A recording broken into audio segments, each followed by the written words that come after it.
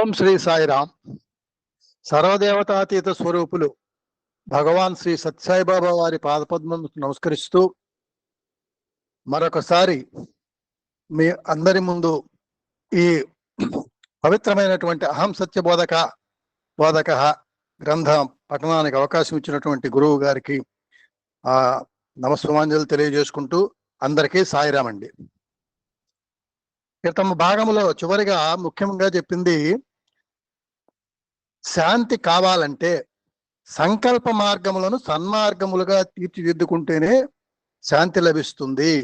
కనుక మన సంకల్పం అన్ని కూడా సన్మార్గములుగా ఉండాలి, లేకపోతే శాంతి లభించదు అని పూర్తి చేశారండి. ఈరోజు మానవునికి గుణమే ప్రధానము కానీ ధనము కాదు. మానవునికి గుణమే ప్రధానము కానీ ధనము ప్రధానము కానేరదు. ఈ గుణమనే ధనమే మానవునికి సద్గతి అనే ఫలమును అందిస్తుంది. కాన మానవుడు ధనము కోసమై జీవితమును అంకితము చేయక ధర్మము కోసమని గుణము కోసమని జీవితమును త్యాగము చేసే పరిస్థితికి పూనుకోవాలి.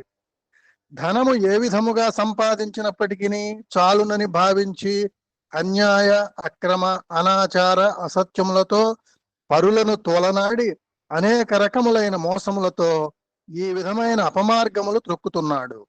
అది ప్రధానము కానేరదు.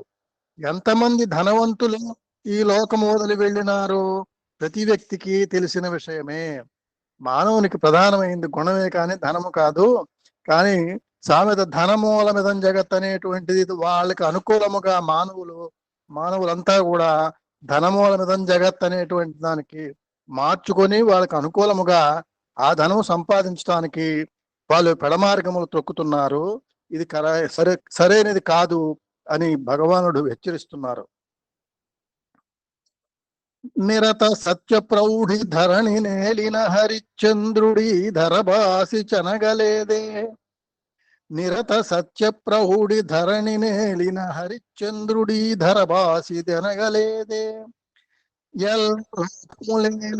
ఎసగ శ్రీ నలరాజు తన వెంట భూమిని గొనుచు చనెనే. కృతయుగమ్మును అలంకృతి చేయు మాంధాత సిరి మూటగట్టుగా అరగినాడే. జలధి సేతువు గట్టె అలనాడు శ్రీరాముడుర్విపై నిప్పుడు ఉన్నవాడే. ఎందరెందరు ఏగినారో ఒక్కరు వెంట గొనిపోరు ఉర్వితలము. నీవు మాత్రము రాజ్యంబు భోగములను తలను కట్టుకపోదు ఆ ధర్మ హృదయ. ఎంతటెంతటి గొప్ప పేరు తెచ్చుకున్నటువంటి గొప్పవారు అనుకున్నటువంటి రాజులు హరిశ్చంద్రుడు, అలాగే నలరాజు, మరి సాక్షాత్ భగవంతుడైనటువంటి శ్రీరాముడు, మాంధాత, వీరందరూ కూడా ఎవరైనా వెళ్ళేటప్పుడు ఏమైనా తీసుకుని వెళ్ళినారా? ఏమైనా వెంట తీసుకువెళ్ళలేదు. ఏ ఉరివి తలము మీద ఏమీ తీసుకెళ్ళలేదు, ఏ భోగము తీసుకెళ్ళలేదు అని చెబుతూ హెచ్చరిస్తున్నారు. అట్లాగే భాగవతంలో కూడా ఇదే పద్యాన్ని వామనుని యొక్క చరిత్రలో ఉందండి. మన బలిచక్రవర్తి వారి గురువు గారికి చెప్తున్నారు. కారే రాజులు రాజ్యములు కలుగవే గర్వోన్నతిం పొందరే. వారేరి సిరి మూట గట్టుకొని పోవంజాలిరే. భూమిపై పేరైనంగలదే శిబి ప్రముఖులున్ బ్రీతిన్ యశక్కాములై. ఈరే కోర్కులు వారలన్ మరచిరే ఇక్కాలమున్ భార్గవ. రాజ్యములు ఉన్నవాళ్ళు, గర్వంతో ఉన్నవాళ్ళు వాళ్ళే మిగిల్చుకోలేదు. కానీ దాతలైనటువంటి ప్రముఖులు, ఈ శిబి లాంటి వాళ్ళు ఈనాటికి కూడా మనం కొన్ని లక్షల సంవత్సరాలైనా కానీ లోకం మర్చిపోలేదు. అంటే ముఖ్యమైనది ఏది అంటే ధనము కాదు అని చెప్తున్నారు. ఇది కాదు మనము తలకు కట్టుకొని పోయేది. మన యొక్క మంచి పేరు, మన యొక్క మంచి గుణము, మన యొక్క సాత్వికమైన ధర్మ ప్రవర్తనే మన వెంట జంట ఇంట ఉండి కంటికి రెప్పవలే కాపాడుతూ జీవితాన్ని సార్థకము గావించే పరమ పవిత్రమైన రత్నములు. ఈ రత్నములు మనకి బ్రతికుండంగాను మంచినే ఇస్తాయి, తరువాత కూడా దేహము చాలించిన తర్వాత కూడా కీర్తిని మిగులుస్తాయి ఈ పరమమైనటువంటి మంచి గుణములు అనేటువంటి మంచి పేరైనటువంటి రత్నములు. కనుక పరులను అందుకోసం పరులను దూషించక, పరులను హింసించక, పరువులను బాధ పెట్టక, తాను బాధపడక, సాత్విక గుణములతో మనము హృదయమును విశాలము చేసుకునే ప్రయత్నానికి పూనుకోవాలి. భగవద్విశ్వాసము ప్రధానమైనది. కాబట్టి మనం బాధపడకుండా ఉండాలి అనుకుంటే పరులను దూషించకూడదు, పరులను హింసించకూడదు, బాధ పెట్టకూడదు. అటువంటి సాత్విక గుణాలతో మన హృదయాన్ని విశాలం చేసుకోవాలి అని చెప్తున్నారు స్వామి. అజ్ఞానం తొలగిపోవాలంటే జ్ఞానజ్యోతిని వెలిగించుకోవాలి. భగవద్విశ్వాసమే లేకపోయినా అనుగ్రహము మనకు ప్రాప్తించదు. అనుగ్రహమే లేకపోయినా జ్ఞానజ్యోతి వెలగదు. జ్ఞానజ్యోతి వెలగకున్నా అజ్ఞానము దూరము కాదు. అజ్ఞానము ఎప్పుడు దూరము కాదో మనకు దుఃఖము దూరము కాదు. దుఃఖ నివారణ చేసుకోవాలంటే అజ్ఞానమును తొలగించుకోవాలి. అజ్ఞానమును తొలగిపోవాలంటే జ్ఞానజ్యోతిని వెలిగించుకోవాలి. జ్ఞానజ్యోతిని వెలిగించుకోవాలంటే అనుగ్రహం అనే ప్రాప్తి మనకు లభించాలి. అనుగ్రహం అనే ప్రాప్తి మనకు లభించాలంటే ఆరాధన సల్పాలి. ఇందులో చక్కగా ఒకదానికొకటి ఎలా అంతర్లీనంగా ఉన్నాయో చెప్తున్నారు మనకు స్వామి. ఇందులో అనుగ్రహం లేకపోతే జ్ఞానజ్యోతి వెలుగదు. అనుగ్రహం ముఖ్యమైనటువంటి అనుగ్రహం కావాలంటే ఆరాధన చేయాలి. ఈ అనుగ్రహమునకు ఆరాధనకు గలటువంటి సంబంధం చెప్తున్నారండి. అనుగ్రహం లేకపోతే జ్ఞానజ్యోతి వెలగదు. జ్ఞానజ్యోతి వెలగపోతే అజ్ఞానం దూరం కాదు. అజ్ఞానం దూరం కాకపోతేనేమో దుఃఖం పోదు. ఆ దుఃఖ నివారణ కావాలంటే అజ్ఞానం పోవాలి. అజ్ఞానం పోవాలంటే జ్ఞానం సంపాదించాలి. జ్ఞానజ్యోతిని వెలిగించుకోవాలి. మరి అజ్ఞానజ్యోతి వెలగాలంటే అనుగ్రహం ఉండాలి. అనుగ్రహం ఉండాలంటే భగవదారాధన ఉండాలి. భగవంతుని ప్రేమ ఉండాలి. ఆ భగవంతుని ప్రేమ ద్వారా మాత్రమే అనుగ్రహం మనకు ప్రాప్తిస్తుంది. కనుక ఆరాధనే మన జీవిత ఆధారం అనే విశ్వాసముతో, భగవదారాధనే జీవిత ఆధారము, ఆరాధన ఆధారము, ఇదే జీవిత ఆధారం అనే విశ్వాసముతో ఆస్తికులైన మీరందరూ ప్రయత్నపూర్వకమైన సంకల్పమును భద్రము చేసుకుని ఆచరణ రూపమైన ప్రచారములు సల్పినప్పుడే మన భారతదేశమునందు తిరిగి ధర్మోద్ధారణ జరగగలదు. ఇలాంటి పవిత్రమైన సమావేశమందు లక్షలకు చేరుతున్నారు. కానీ ఈ చేరిన వారిలో అంతో ఎంతో ధార్మికమనే విశ్వాసము స్థిరముగా ఉండిన భారతదేశము ఈ దుస్థితికి వచ్చేది కాదు. మనము కేవలము సమావేశములందు చేరుతున్నామే గాని, అనేక రకములైన సంభాషణలు శ్రవణము చేస్తున్నామే గాని హృదయమునందు ప్రతిష్ఠింప చేసుకోవడం లేదు. కాన స్వామి దివ్య బోధలు నేటి నుండి మన హృదయమునందు తిష్ట వేసుకొని కూర్చోవటము పుట్టిన పండుగ యొక్క మహాభాగ్యముగా మనం భావించాలి. ఈ దేహమునకు పుట్టిన పండుగ ఉంటున్నది కానీ నాది పుట్టుక లేని తత్వము. నాకే కాదు, మీకు కూడాను పుట్టుక లేదు. ఎందుకనగా అందరి యందున్న ఆత్మతత్వము ఒక్కటే. ఈ విధంగా ఆత్మతత్వము ఒక్కటైనప్పుడు పుట్టుచావులకు మతభేదములు లేవు.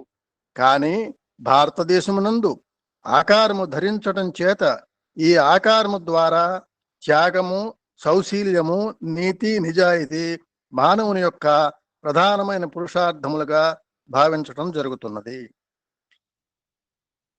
ఈనాడు లోకమునందు పురుషార్థం అనేది ఎక్కడ వ్యర్థమైపోయిందో, ఎక్కడ దాగుకుందో ఎక్కడ కనిపించటం లేదు. మానవత్వము మనకు ప్రాప్తించటం పురుషార్థమును సార్థకము చేసే నిమిత్తమే వచ్చినదనే తత్వమును మానవుడు మర్చిపోతున్నాడు. స్వామి తమరు భక్తులమనేటువంటి అందరికీ కూడా ఒక హెచ్చరిక చేస్తున్నారు.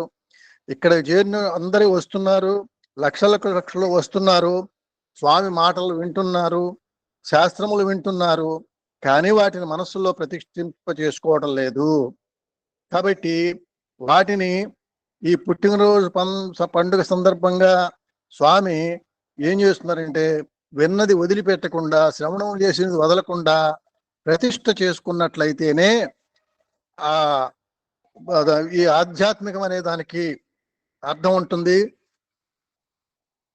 ఈ పుట్టినరోజు పండుగ ఉంటున్నది, ఈ పుట్టుక అనేది అందరికీ కూడా నాది పుట్టుకలేని తత్వము, స్వామిది పుట్టుకలేని తత్వము, అంతేకాకుండా మనది కూడా. ఒక్క నిమిషం అండి, డిస్టర్బెన్స్ ఏదో ఉంది, కొంచెం లోపలికి వెళ్ళి ఒక్క నిమిషం సార్.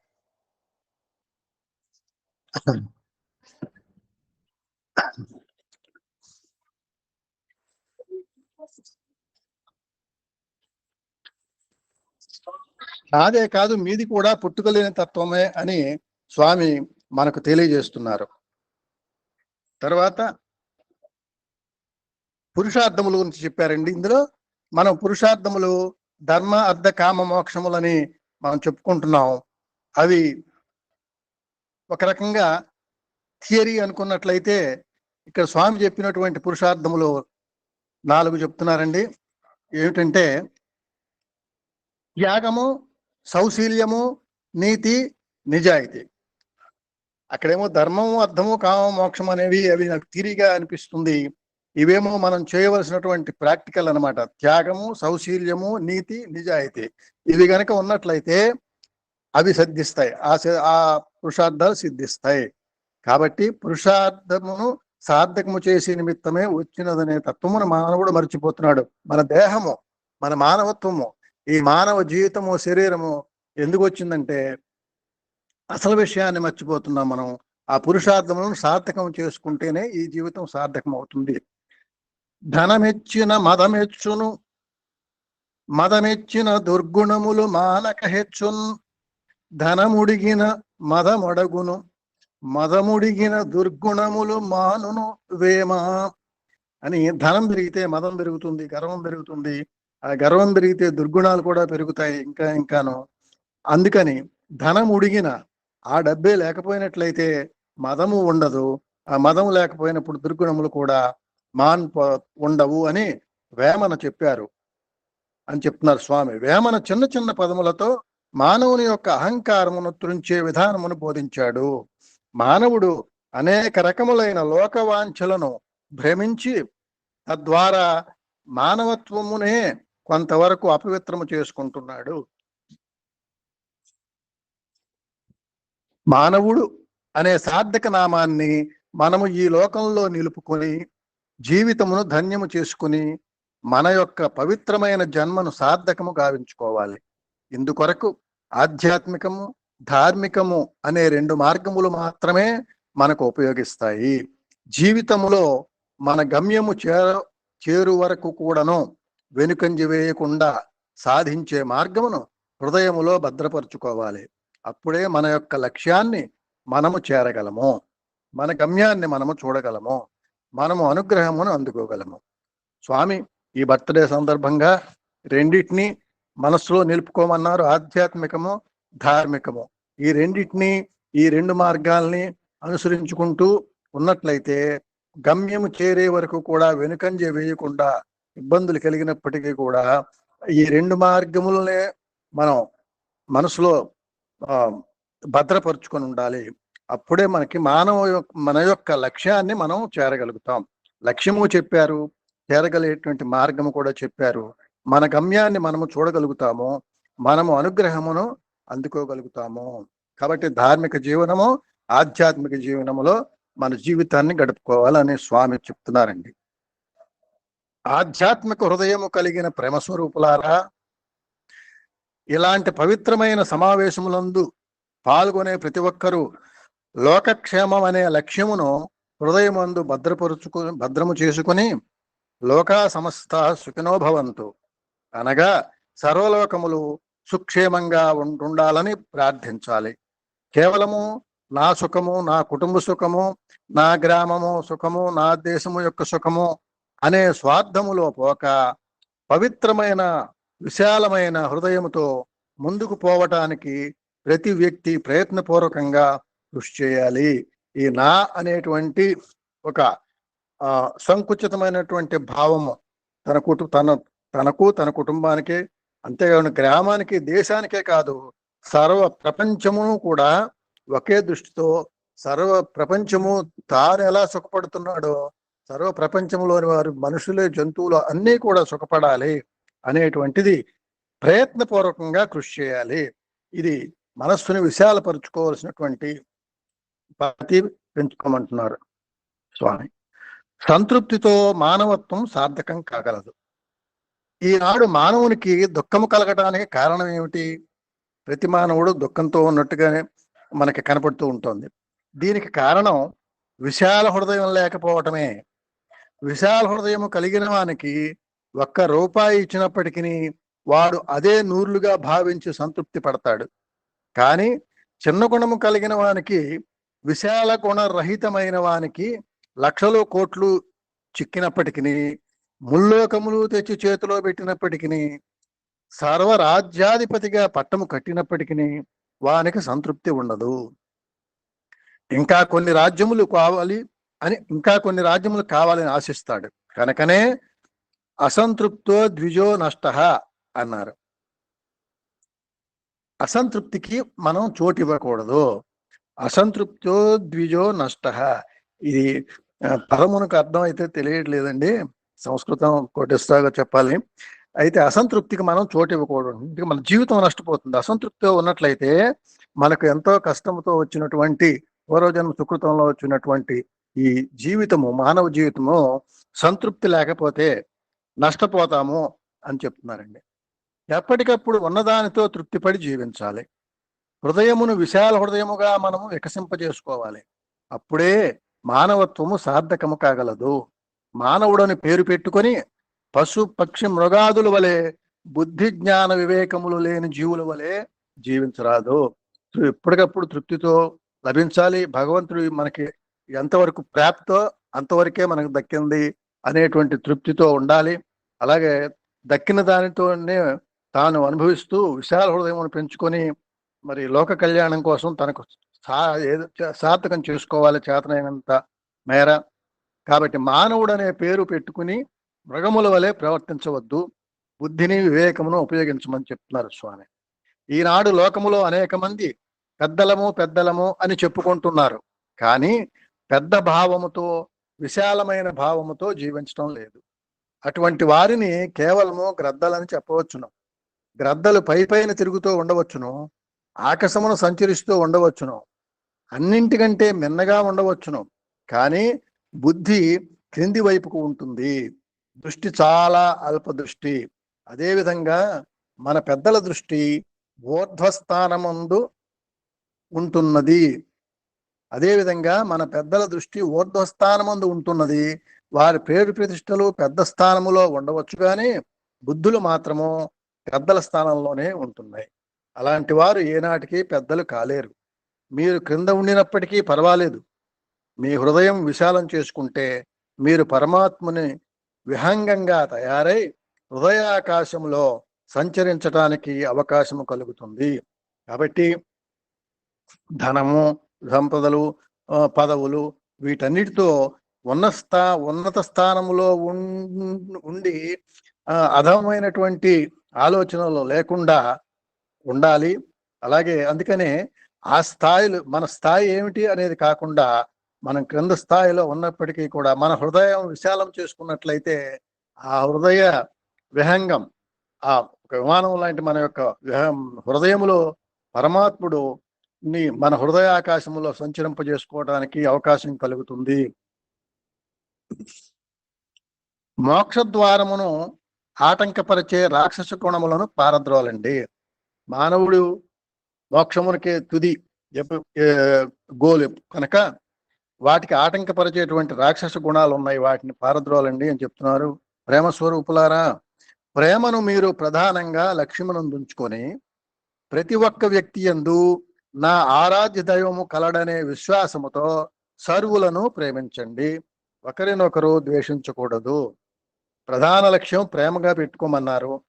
అలాగే ప్రతి వ్యక్తిలోనూ కూడా మన ఆరాధ్య దైవాన్ని చూచేటువంటి సాధన చేయమన్నారు. అందుకోసం కూడా ఎవరిని ద్వేషించకుండా అందరినీ ప్రేమించటం. ఒక వ్యక్తిని చూచినప్పుడు అతనిని యొక్క గుణములను మన దృష్టికి రానియకుండా ఆ దైవ స్వరూపమే, ఎప్పుడైతే ఎతటి వాళ్ళలో గుణములను కనుక మనం చూడకుండా వ్యక్తినే చూచినట్లయితే అప్పుడు తేలికగా మనం ప్రతి ఒక్కరిని కూడా భగవత్ స్వరూపముగా చూడగలుగుతాం. లేదు గుణములే ముందు పెట్టుకున్నాం అనుకోండి, ఆ దైవాన్ని మనం చూడలేము. కనుక ఎదుటి వారి గుణములకు ప్రాధాన్యత ఇవ్వకుండా వ్యక్తిగా చూస్తూ అతనిలో భగవంతుణ్ణి చూస్తూ ఉన్నట్లయితే ఒకవేళ అతనిలో చెడ్డ గుణాలు ఉన్నా మనకు కొంతకాలం కనపడకుండా పోతాయి. అప్పుడు ద్వేషం ఉండదు. ద్వేషము, అసూయ, దంభము, క్రోధము ఈ నాలుగే మోక్షద్వారముతో ప్రవేశమును ఆటంకపరిచే రాక్షస గుణాలు. మనం జనులము మానవాకృతిలో ఉన్న మరి ద్వేషాలు, అసూయ, దంభము, క్రోధము ఇవి చాలా తొందరగా అంటుకునేటువంటి గుణాలు ఉన్నవే. వాటిని పోగొట్టుకోవాలి. ఈ నాలుగే మోక్షద్వారముతో ప్రవేశమును ఆటంకపరుస్తున్నాయి కనుక ఈ రాక్షస గుణాలని అయినటువంటి క్రోధము, అసూయ, ద్వేషము, దంభము అనే ఈ రాక్షస గుణములను మొట్టమొదట తునుమాడాలి. అప్పుడే దైవత్వం అనే పవిత్రమైన మోక్షద్వారము తనకు తానే తెరుచుకొని మనకు స్వాగతము పలుకుతుంది. ఇందులో ముఖ్యమైనటువంటిది క్రోధం, అసూయ, ద్వేషము, దంభము ఈ నాలుగిటిని పోగొట్టుకోమంటున్నారు. మోక్షద్వారం అప్పుడు తీర్చుకుంటుంది దానంతటదినే. ప్రేమను ప్రధానంగా తీసుకొని, అన్నిటికంటే ముందుగా ప్రేమ, దాన్ని ప్రధానం చేసుకుని సత్యసాయి బోధించే ప్రేమతత్వమును వ్యాప్తి చేయటం ద్వారా విశ్వమంతా ప్రేమమయంగా మార్చటానికి మీరు ప్రయత్నం చేయాలి. ముందు మనం ప్రేమమూర్తులుగా ప్రేమ ప్రేమతోటి మనం మారుతూ మనం ప్రేమతో ఉన్నప్పుడు మిగతా వారు కూడా ప్రేమ, మాట ప్రేమ, చూపు ప్రేమ. వారెవరో మనుషులు కనపడ్డా వాళ్ళు పలకరించలేదని మనం పలకరించకుండా ఉండటం, వాళ్ళు మనల్ని పలకరించలేదులే అని ఉండటం, అలా కాకుండా రాముడు ముందుగా పలకరించేవాట ప్రియభాషి పూర్వభాషి అని. అట్లాగే మనం కూడా ప్రేమమయంగా చేసుకున్నట్లయితే మన జీవితం అప్పుడు మనల్ని చూసి మిగతా వారికి కూడా మనం మార్గదర్శకం అవ్వాలి. అప్పుడే మనం భక్తులం అనేటువంటి సార్థక నామాన్ని పొందగలుగుతాము. కాబట్టి భక్తులము అనుకోవాలంటే మనము ప్రేమపూర్వకమైన వారిగా ఉండవలను అని చెప్తున్నారు స్వామి. భక్తి అనగా ప్రేమతత్వమే. ఈ ప్రేమ కంటే మించిన భక్తి మరొకటి లేదు. అన్ని రకములైన సాధనలు చేసినప్పటికీ ప్రేమ అనే దివ్య పదార్థము లేక ఇది పరార్థముగా మారటానికి వీలు కాదు. కాబట్టి ఎన్ని బాహ్య కర్మలు, పూజలు అలాంటివి చేసినప్పటికీ కూడా ప్రేమను కనుక వదిలేసినట్లయితే అది దివ్య పదార్థం కాదు. ఉదాహరణ కూడా చెప్తున్నారు, చిన్న ఉదాహరణ. పాలయందే వెన్న, నెయ్యి, మజ్జిగ, పెరుగు ఉంటున్నది. పెరుగు, వెన్న, నెయ్యి పాలయందే పుట్టినప్పటికీ ఆ పాలను పెరుగుగా మార్చాలనుకున్నప్పుడు తిరిగి ఈ మజ్జిగ పాలలో చేరినప్పుడే పెరుగుగా మారుతున్నది కానీ లేక పాలు పెరుగుగా మారడానికి వీలు కాదు. పాలలోనే పెరుగు వస్తుంది, వెన్న వస్తుంది, నెయ్యి వస్తుంది. కానీ ఆ ప్రక్రియ జరగటానికి పాలు పెరుగుగా మారటానికి దాని అంతటా అది కుదరదు. కారణం ఏమిటంటే పాలలోనే మజ్జిగ ఉంది కదా, పాలలోనే పెరుగు ఉంది కదా, పాలు పెరుగుగా మారటానికి ఎందుకు వీలు కాదు అని ఒక్కసారి మనం విచారణ చేస్తే ఆ పాలలో పెరుగు ఎప్పుడూ ఉండినప్పటికీ స్వస్వరూప సందర్శనాన్ని అనుభవించలేదు. చక్కెరకు చక్కెర రుచి ఎట్లా తెలియదో పాలకు పెరుగు తత్వము అట్లు తెలియదు. అదే రీతిగా పాల నుండి వేరై మజ్జిగ వచ్చి తిరిగి పాలలో చేరినప్పుడే పాలను పెరుగుగా మార్చగలదు. దైవమే ఇందు పాలు. ఆ దైవము నుండి నిర్గుణ నిరాకార తత్వమైన ఆత్మ అనే పెరుగుగా తయారైంది. ఆత్మ అనే పెరుగును మనం గుర్తించాలంటే దీని నుండి దివ్యత్వం అనే వెన్నను ప్రక్కకు తీసినప్పుడు దాని లోపల జీవతత్వం అనే మజ్జిగ తయారవుతుంది. ఈ జీవతత్వం అనే మజ్జిగ తిరిగి దైవత్వం అనే పాలలో చేరినప్పుడు ఆత్మరూపం అనే పెరుగుగా తయారవుతుంది. ఈ జీవత్వం అనేది పాల నుండి తయారైన మజ్జిగ వంటిది. ఈ మజ్జిగ అనే జీవత్వాన్ని తిరిగి దైవత్వం అనే పాలతో చేర్చినప్పుడే ఆత్మస్వరూపమైన పెరుగుగా తయారవుతుంది. అందులోనే దివ్యత్వం అనే వెన్న మనకు ప్రాప్తిస్తుందని ఉదాహరణ చెబుతూ భగవంతుడు పాలు, మనం ఈ జీవత్వం అనేది పెరుగు లేక మజ్జిగ.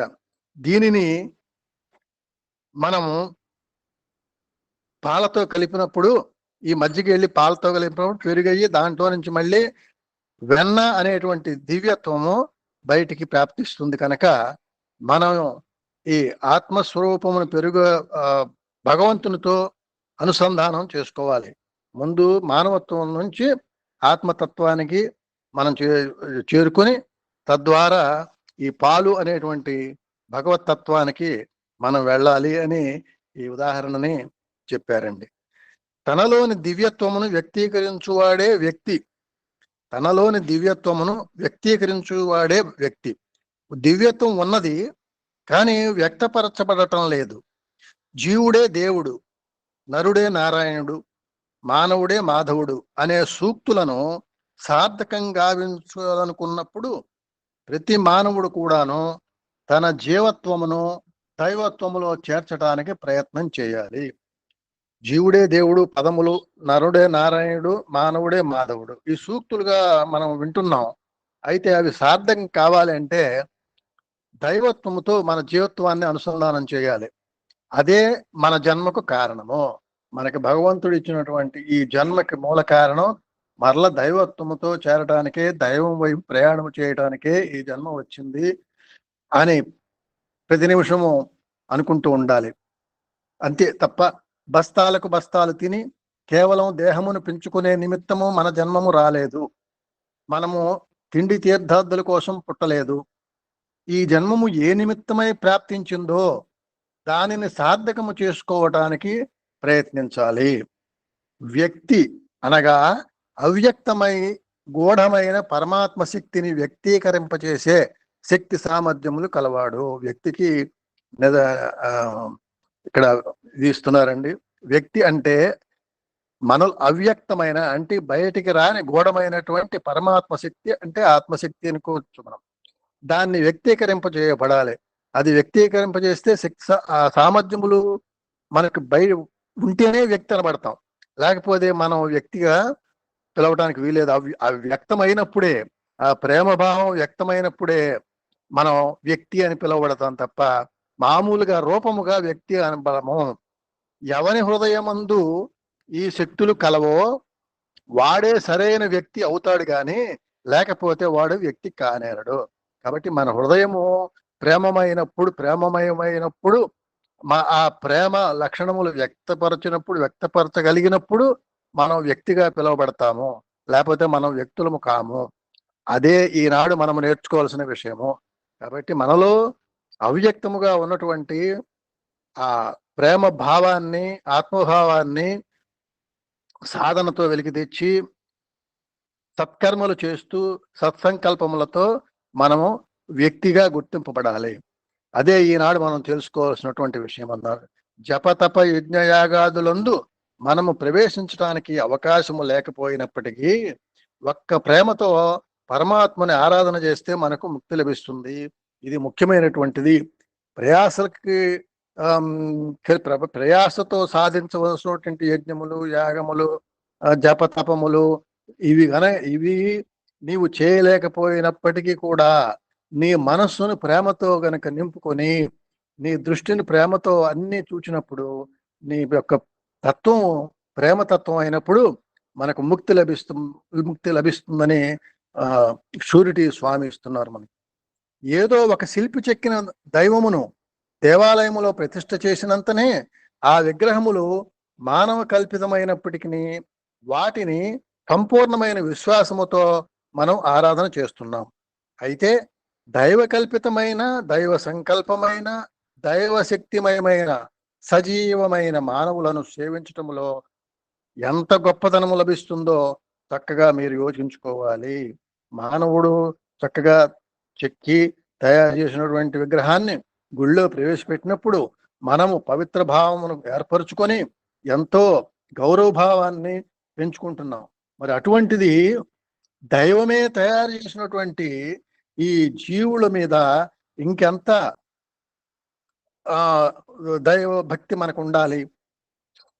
భగవంతుడే తయారు చేసినటువంటి ఈ సజీవుల మీద మానవులను సేవించడంలో అది ఎంత గొప్పతనం లభిస్తుందో చక్కగా మీరు యోచించుకోవాలి అని చెప్తున్నారు మనకి. వీడు మానవుడని ఆ పటముల కంటే ఆ విగ్రహముల కంటే హీనంగా మాత్రం చూడకూడదు. కాబట్టి గుళ్ళో భగవంతుణ్ణి ఎంత ఆ గొప్పగా మనం చూస్తున్నామో, పటాన్ని ఎంత గొప్పగా చూస్తున్నామో అంతకంటే కూడా మానవుల్ని కూడా అదే సమానంగా చూడాలి తప్ప హీనంగా మాత్రం చూడకూడదు.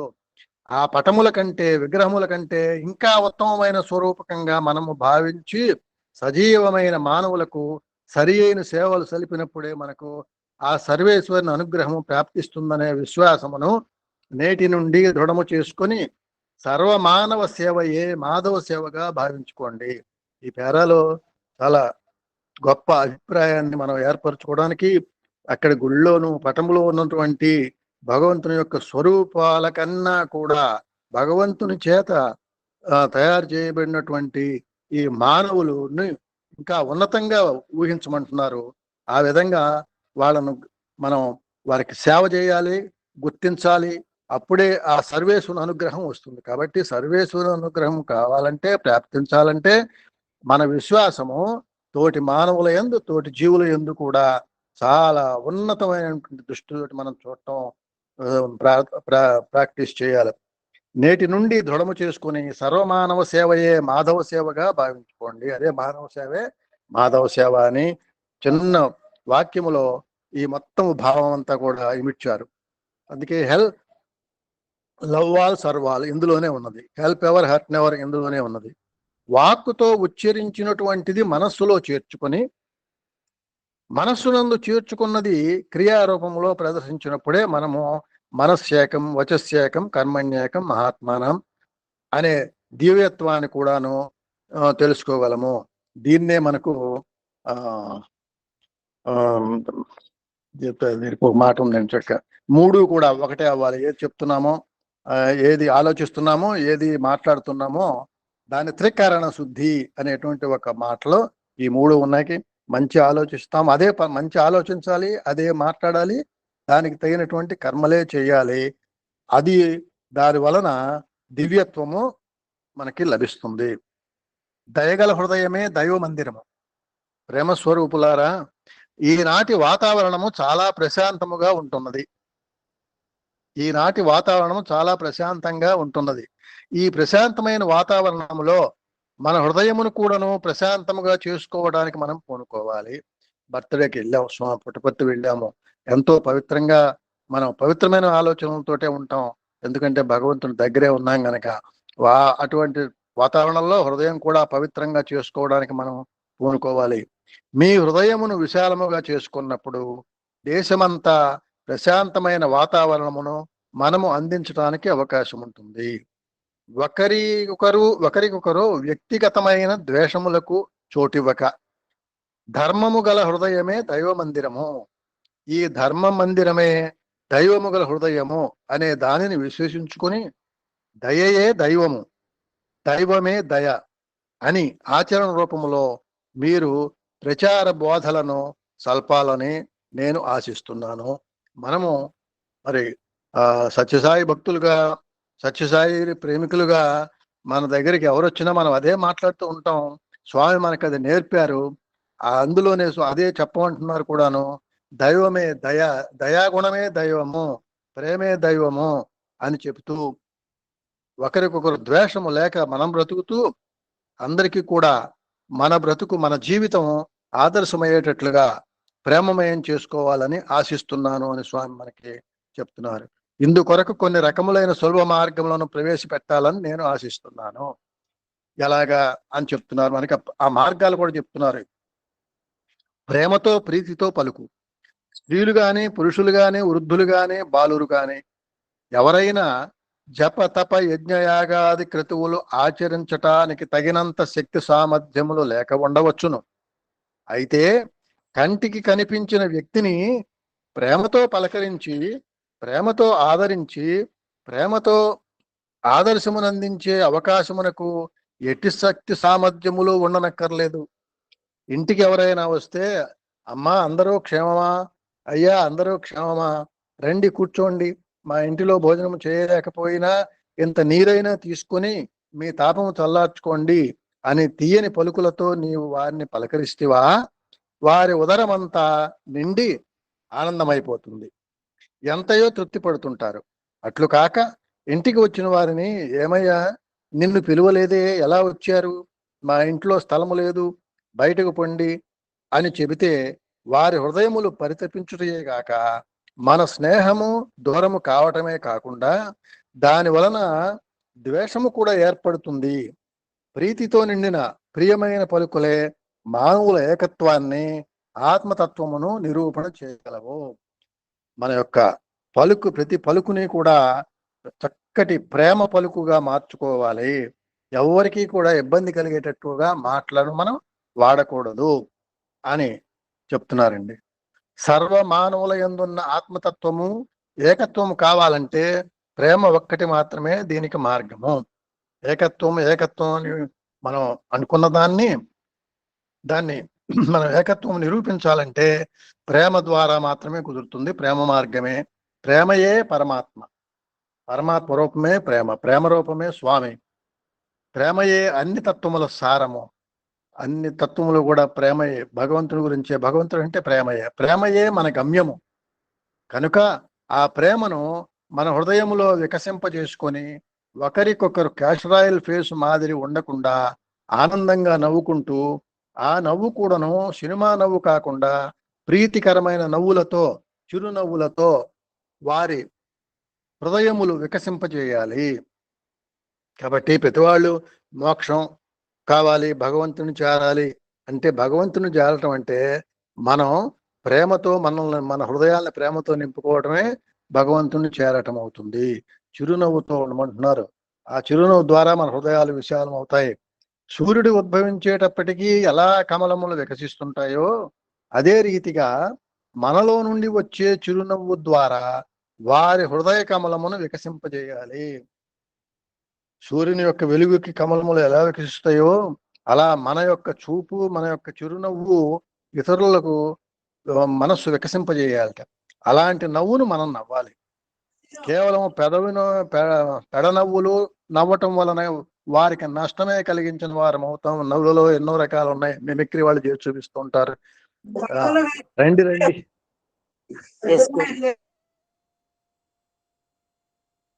అలాంటి నవ్వును మనం నవ్వాలి. కేవలం పెడనవ్వులు నవ్వటం వలన వారికి నష్టమే కలిగించిన వారం అవుతాము. కాన ప్రతి విషయం అందు కూడాను మితమును అభ్యాసము చేసుకుని తదుపరి అమితమైన దైవములో చేర్చటానికి ప్రతి వ్యక్తి ప్రయత్నం సల్పాలని నేను ఆశిస్తున్నాను. కాబట్టి మితము అనేటువంటిది కూడా ముఖ్యంగా చేసుకోవాలి. మాటలో మితము, ఆహారములో మితము ఉండాలి, తగిన విధముగానే మాట్లాడాలి. కాబట్టి మనం చక్కటి నవ్వుతోటి, చిరునవ్వుతోటి ప్రేమపూర్వకమైనటువంటి ప్రవర్తనను మనం అలవాటు చేసుకున్నట్లయితే మనము దైవత్వంలో ప్రవేశిస్తామని ఈ పేరాలో స్వామి చెప్పారండి. తర్వాత దివ్యత్వమును ఏది మరుగుపరచజాలదో, ఒక జ్యోతి నుంచి వచ్చేటువంటి వెలుగుని ఏది ఆపజాలన్నట్టుగానే దివ్యాత్మ స్వరూపులారా, ఎవరెన్ని చేసినను, ఎవరెన్ని చేస్తుండినప్పటికీ దైవత్వము యొక్క ప్రకాశమును కప్పటానికి వీలు కాదు. దుష్టులు హింసించినను, దుర్మార్గులు తిరస్కరించినను, నాస్తికులు విసర్జించినను దైవత్వము నిరంతరము ప్రకాశవంతముగానే ఉంటుంది.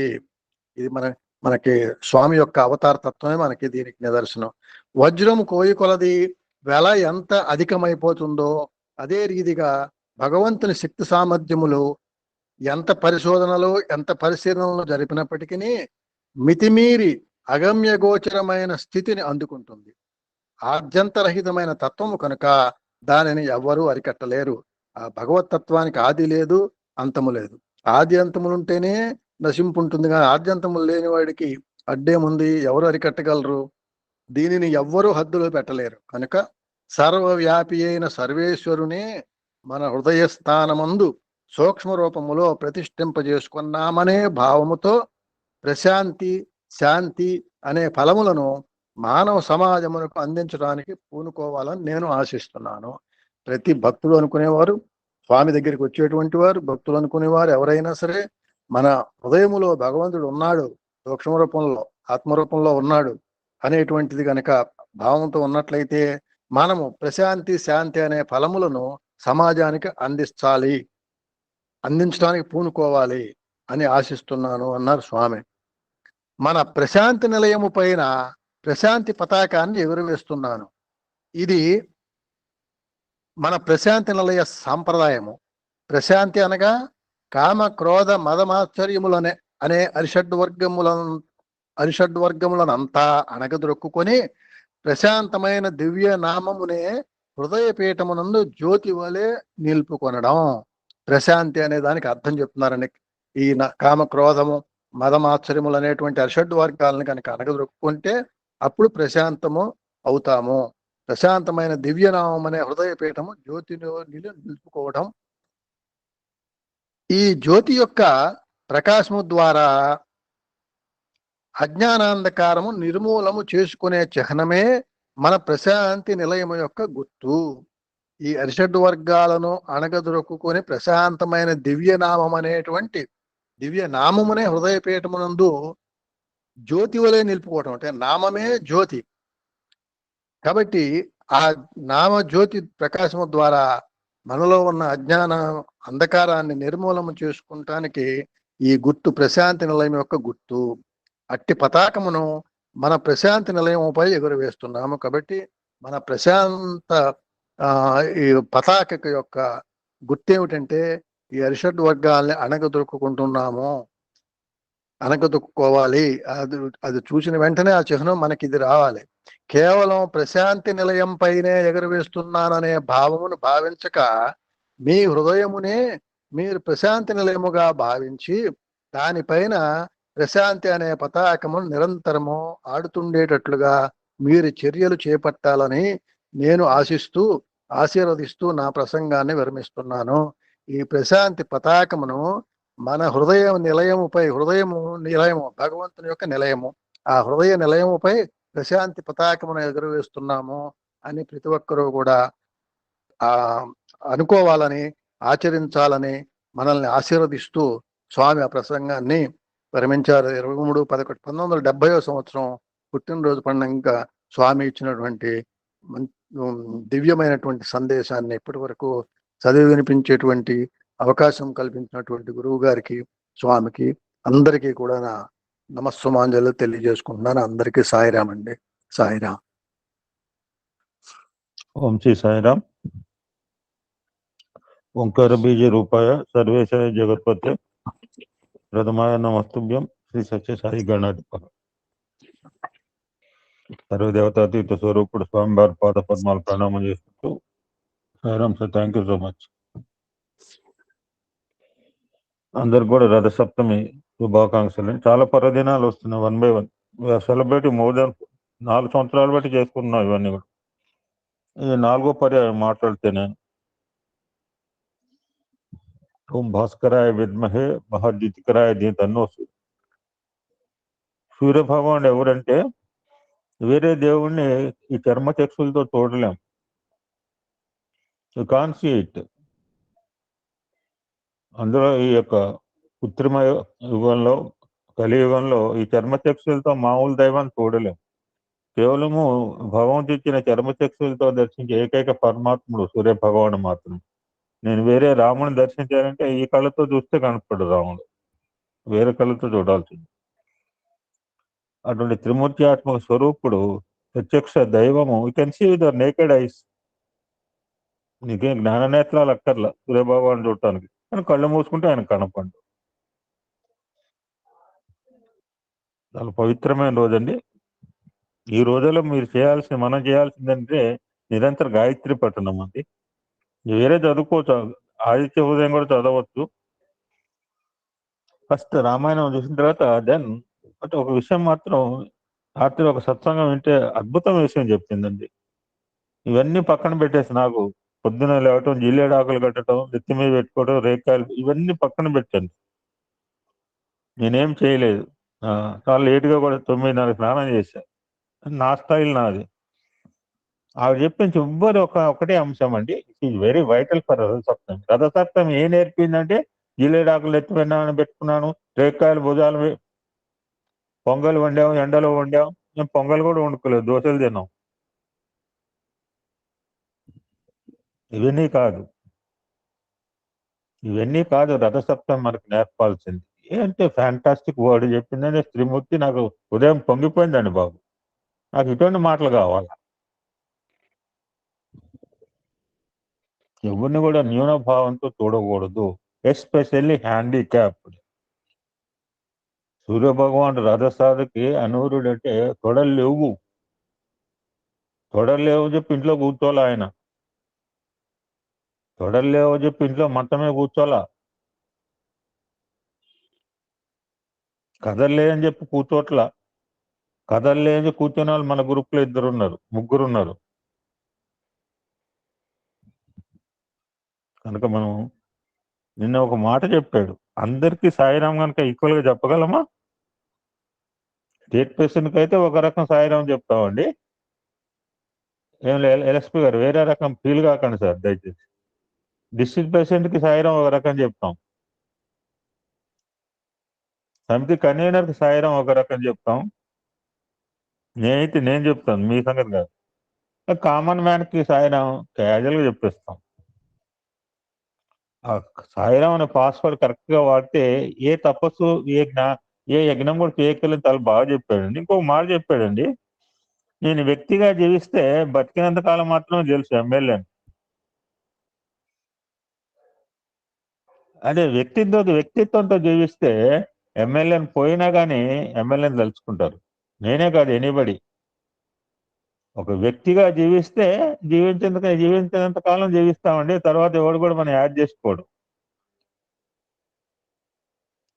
మనం యాడ్ చేసుకోవాలంటే వ్యక్తిత్వంతో క్యారెక్టర్, ఎండ్ ఆఫ్ ఎడ్యుకేషన్ ఈ క్యారెక్టర్. అటువంటి అద్భుతమైన వ్యక్తిత్వ వికాసానికే సత్యసాయి సేవా సంస్థ. ఈ టేక్ ఎనీవింగ్, బాల వికాస్ కావచ్చు, లెట్ ఇట్ బి అండి. మనలో వ్యక్తిత్వ వికాస శిక్షణా శిబిరాలు మస్తు పెడుతున్నారు. పర్సనాలిటీ డెవలప్మెంట్ 40-50 లక్ష రూపాయలు కూడా తీసుకుంటున్నారు బయట క్యాంపులు. మన పిల్లల్ని చాలా ఆనందంగా పంపిస్తాం. ఏసీ రూమ్లో కూర్చుంటాడు, వాడికి ఎంత పర్సనాలిటీ డెవలప్ అయిందో మనకు తెలియదు. అటువంటి రామాయణంలోని భిన్న వ్యక్తులు, వాళ్ళ వ్యక్తిత్వం గురించి స్వామివారు చెప్పిన మాటల్లో చాలా అయిపోయింది. Almost 70% recover, 30% left over. అటువంటి అద్భుతమైన శ్రీమూర్తి, హీరోయిన్ ఆఫ్ రామాయణ సీతాదేవి గురించి మనం ప్రస్తుతం. తర్వాత then we go for Rathasaptami.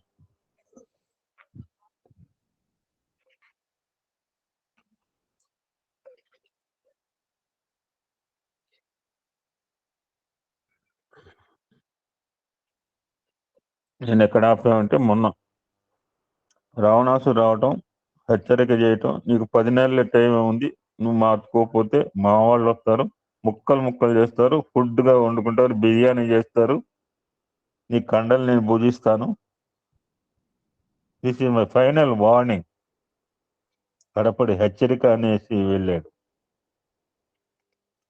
ఆమె దేనిని లెక్క చేయలేదు. ఇక్కడ ఒక కొటేషన్ చెప్పింది, తివిరి ఇసుమున తైలంబుతి. ఎవరైనా చెప్పండి ఆ పద్యం. తివిరి సుమున తైలంబు తీయచ్చు, దరివి మృగ తృష్ణలో నీరు తాగవచ్చు, ఓరి కుందేటి కుమ్ము సాధించవచ్చు, చేరి మూర్ఖుల మనసు రంజింపరాదు. సాయిరాం. ఈ 4వ మాట పట్టుకుని సీతాదేవి, మూర్ఖులైన వారితో సంభాషణ జరపది ప్రయోజనం లేదు అని భావించింది. మనకు లెసన్ అనమాట. రామాయణం ఎవ్రీథింగ్ ఇది లెసన్ టు అస్. మనం తీసుకుంటే లెసన్, తగిలించుకోకపోతే ఎన్నిసార్లు రామాయణం చదివినా అంతే ఉంటుంది. వీడు మూర్ఖుడు, వాడితో మాట్లాడే గడిపరకం పెట్టుకుంది అడ్డంగా. మనం కూడా మూర్ఖులతో మాట్లాడదండి. మూర్ఖులు అంటే నేను ఒక ఇంగ్లీష్ పదం చెప్పాను, రాస్కెల్ అని. మనం రాస్కెల్ అంటుంటాం. Rascal is equal to this word. ఎక్కడ ఉంది ఆవిడ? అశోకవనంలో ఉంది. అశోకవనం అంటే శోకానికి ఎటువంటి తావు లేని ప్రదేశంలో పెట్టాడు. తెలుగేలు వాడు రావణాసురుడు. ఆవిడకి ఏడుపు రావటానికి అవకాశం లేని ప్రదేశం, ఎందుకంటే ప్రకృతి సౌందర్యము, ఫ్యాంటాస్టిక్ వనం అనమాట అశోకవనం. బట్ అటువంటి అశోకవనంలో కూర్చొని నిరంతరం శోకతప్తంగా ఉంది సీతామాత. నేను చాలాసార్లు చెప్పి ఈ ప్రస్తావన వచ్చినప్పుడు అసలు ఏడవటానికి అవకాశం లేని ప్రదేశం వచ్చి నిరంతరం ఏడుస్తుంది. దేని గురించి ఏడ్చింది? వరల్డ్ ప్రెజర్స్ గురించి ఏడ్చిందా? లౌకిక వాంఛల గురించి ఏడ్చిందా? భౌతిక సుఖాల గురించి ఏడ్చిందా? No. She cried for Rama. ఆత్మతత్వాన్ని గురించి ఏడ్చింది, పరమాత్మ తత్వం గురించి ఏడ్చింది. ఎందుకంటే షీ వాంట్ మేడ్ ప్రకృతి పరమాత్మల కలవని తపన. అక్కడ కూడా ఎక్కడ పెట్టాడు? శిన్సుప అనే వృక్షం కింద కూర్చున్నాడు. ఆ విధంగా వృక్షం కింద ఉన్న సీతాని చూశాడు హనుమంతుడు సుందరకాండలో. But he never seen Sita. ఇంతకుముందు ఎప్పుడు చూడలేదు. మరి ఎలా ఐడెంటిఫై చేస్తావు అంటే, మరి ఎలా పుడుకున్నాడు ఆ కార్యక్రమాన్ని? ఐడెంటిటీ కార్డు ఉందా, ఫోటో ఏమైనా ఉందా అని అడగలేదు రాముణ్ణి. అతను అంతకు పూర్వం సీతను ఎప్పుడూ చూసి ఉండలేదు కనుక ఆమె సీత అవునో కాదో అని సందేహం కలిగింది. ఆయన సుందరకాండలో చెప్పినవి చూశారు. ఒకసారి అంతఃపురంలో కూడా చూసి ఒక క్షణం మనస్సు సరిగా ఫికెల్ మైండే సీత అనుకున్నట్టు ఎవరినో చూసి. సీత ఇది ఇక్కడ ఎందుకు పడుకుంటుంది? మళ్ళీ వెంటనే రియాక్ట్ అయ్యాడు, చెంపబాలు కొట్టుకున్నాడు. నెమ్మదిగా చెట్టునెక్కి రామకథను గానం చేస్తూ వచ్చాడు. ఎప్పుడైతే రామకథ శ్రవణం అయిందో సీత పైకి చూసింది. కన్నీటి దారాలు కారుస్తూ ఉన్నది. అప్పుడు ఆమె చుట్టూ ఉన్నవారు ఎవరో తెలుసా అంటున్నారు స్వామి. అవసరం ఎవరన్నా నీడే అంటే పేర్లు రాసుకోండి. విభీషణ భార్య శరమ. విభీషణకి 2 కుమార్తెలు. ఒక కుమార్తె అయితే మనకు తెలుసు, త్రిజట స్వప్నం అని మాకు పాట ఉంది. ఆడికి 2 కుమార్తెలు, ఒకటి అజట, త్రిజట. Anybody you can write it. భార్య పేరు శరమ, కుమార్తెలు 2 అజట, త్రిజట. ఈ ముగ్గురే సీతకు ధైర్యం చెప్తున్నారు. మిగిలిన వాళ్ళంతా కూడా బుడబొక్కల బ్యాచ్.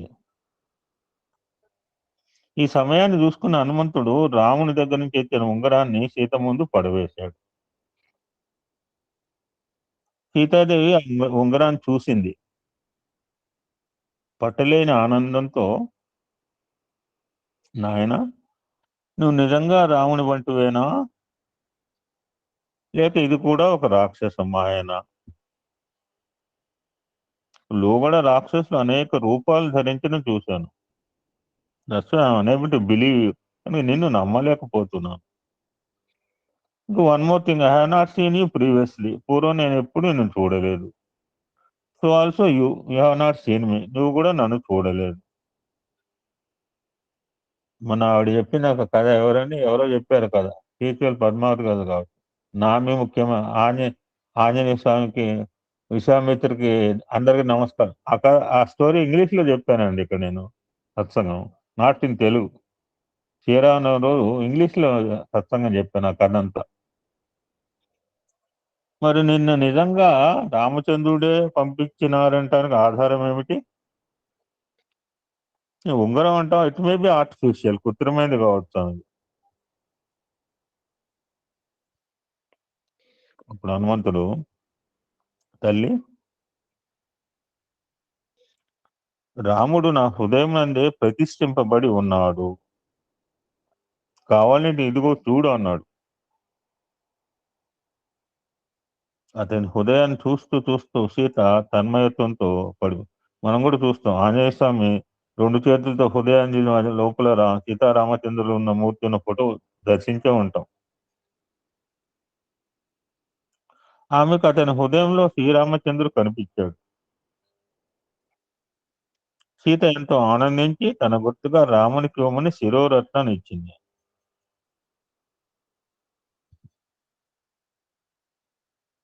తీసుకుని హనుమంతుడు బయలుదేరాడు. లంకలో హనుమంతుడు సీతను చూసి భుజం మీద కూర్చుండబెట్టుకుని రాముని వద్దకు కొనిపోతానని చెప్పినప్పుడు శీలవతి సీత, అద్భుతం పదం అడారు స్వామి, శీలవతి సీత అంగీకరించలేదు. భర్త ప్రతిష్టను గురించి యోచించింది. స్వయంగా వచ్చి శత్రువుల మీద పగదెత్తుకుని తనని రక్షించటం రాముని ప్రఖ్యాతికి పరాక్రమానికి సముచితము అని చెప్పింది. హనుమంతుడు ఆమెను భుజాన్ని ఎత్తుకుని పోవటంలో విశేషం లేదు. తన భర్త లేకుండా చూసి రావణుడు తాటుగా ఎత్తుకుని వచ్చినట్లు హనుమంతుడు తను రావణుని వద్దకు తీసుకెళ్తే రావణుని మాదిరిగానే హనుమంతుడు ప్రవర్తించినట్లు అవుతుందని సీత భావించింది.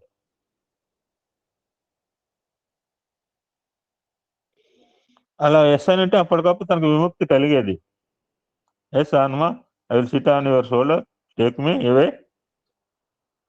ఈ వారధి గట్టకలేదు, యుద్ధం చేయక్కర్లేదు, వెళ్ళేది అని రిమార్క్ మాత్రం మిగిలేదు. అక్కడ రావణుడికి తేడా అయింది, హనుమంతుడికి తేడా అయింది. ఇద్దరు దొంగతనంగా పట్టుకుపోయినట్టు.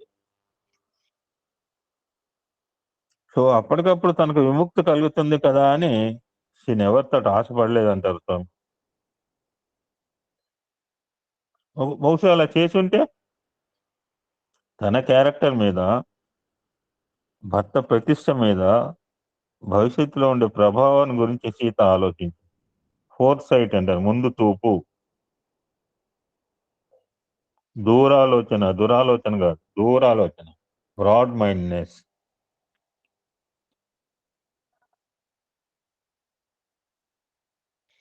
రావణుడు మరణించాడు యుద్ధంలో.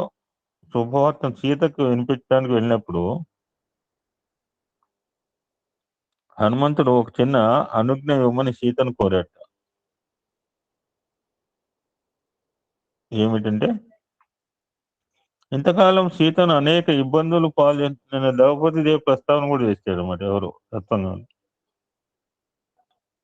పాండవులందరూ ఉప పాండవులు చంపాడు, 5 పుట్టు శోకంలో ఉంది, ఆయన పట్టుకొచ్చారు, చంపబోతున్నారు.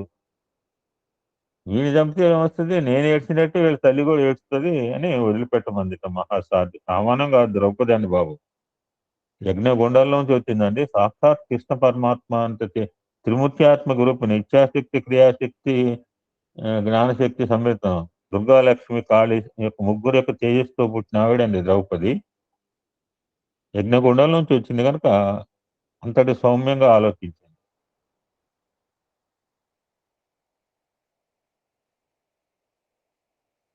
ఇంతకాలం సీతను అనేక ఇబ్బంది పాలు చేసిన రాక్షసులపై నేను రివెంజ్ తీర్చుకుంటాను, కఠిన చర్యలు, I want to take action, వాళ్ళని దండిస్తాను, నాకు అనుమతి ఇవ్వాలి అని సీతను వేడుకున్నాడు హనుమంతుడు.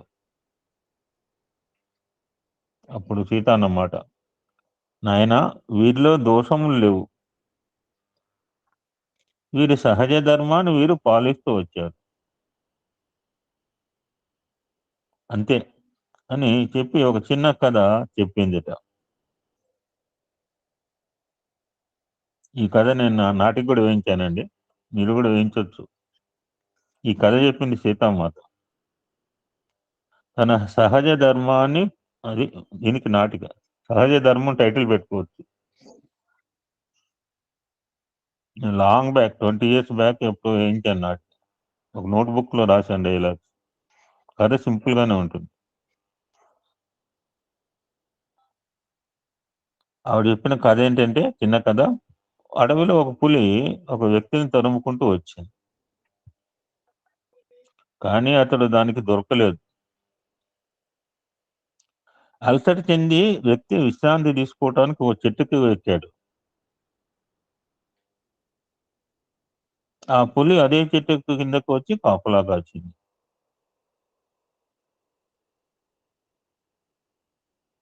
ఎంతసేపటికి వెళ్ళలేదు. అతను భయపడి ఇంకా పైకి పోదామంటే ఎలుగుబంటు, కిందకు దిగుదామంటే పులి. మధ్యలో అతను వణికిపోతున్నాడు. అప్పుడు ఆ పులి ఎలుగుబంటితో, నేను ఇంత దూరం శ్రమపడి ఇతన్ని తరుముకుంటూ వచ్చాను, ఇప్పుడు ఈ చెట్టు ఎక్కాడు, నేను అతన్ని తినాలి, కనుక వెంటనే అతన్ని కిందకు పంపించు అన్నది పులి. అప్పుడు ఎలుగుబంటు, ఓ పులి, ఈ వృక్షము నా ఇల్లు, ఇది నా నివాసము. అతిథిగా వచ్చాడు. ఇందాక చెప్పారు, రాండి సార్ కూర్చోండి సార్ అనలేదు, మంచి ఎవడు రమ్మన్నాడు అని అంటే ఎలా ఉంటుంది చూడండి. అతిథిగా, ఇది ఫోర్త్ పిల్లర్, మాతృదేవో భవ, పితృదేవో భవ, ఆచార్య దేవో భవ, అతిథి. ఇది ద ఫోర్త్ పిల్లర్. అతిథిగా వచ్చాడు ఇతను కనుక అతన్ని రక్షించడం నా ధర్మం. కాబట్టి అతన్ని కిందకి నెట్టను అన్నది. అయినప్పటికీ పులి పోలేదు. డైలాగులు మంచిగా రాసుకోవాలి, సీతమ్మ చెప్పినట్టు రాసుకోవాలి. ఎలుగుబంటుకు నిద్ర వచ్చింది. అప్పుడు పులి అతనితో, చూడు, ఐ వాంట్ ఫుడ్, నాకు కావాల్సింది ఆహారం. ఆహారం అంతే, ఏదోటి నేను నిన్ను బ్రతికిస్తాను. నిద్రపోతున్న ఆ ఎలుగుబంటి కిందకు తోసివేయమని కోరింది. ఇందాక సారేమో మానవుని మహోన్నతులుగా చిత్రీకరించడం, అది దేవుడితో పాటు ఈక్వల్ గా చూడాలంటున్నాడు. అయోధ్యలో పెట్టిన రాముడికి మనం పూజలు చేస్తున్నాం, కానీ భగవంతుడు క్రియేట్ చేస్తున్నాం. ఈ మానవుడు రాముడి కంటే కూడా ఎక్కువ గుళ్ళో ఉన్నాయని సారు ఇందాక మరి ఆయన పాత్రలో చిత్రీకరించాడు. నా పాత్ర ఇక్కడ భిన్నంగా ఉంది. స్వార్థపరుడైన అతను నిద్రపోతున్న ఎలుగుబంటును కిందకు తోశాడు.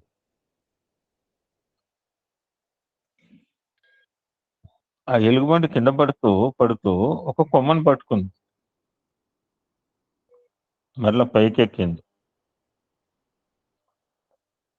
అప్పుడు పులి, ఓ ఎలుగుబంటు, నీవు ఇంత ఉపకారం చేసినప్పటికీ వీడు అపకారమే చేస్తున్నాడు. వీడు కృతజ్ఞుడు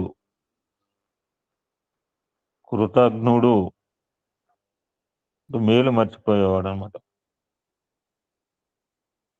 కావున వీడిని కిందకు పంపించు. న్యాయంగా అయితే ఏం చేయాలని తోసేయాలండి, న్యాయంగా అయితే తోసేయాలి. ఇప్పుడు న్యాయం చెప్పండి, మీరు చెప్పండి, మీ కోర్టులో జడ్జి ఏం చేయాలి? తోసేయాలా వాడిని.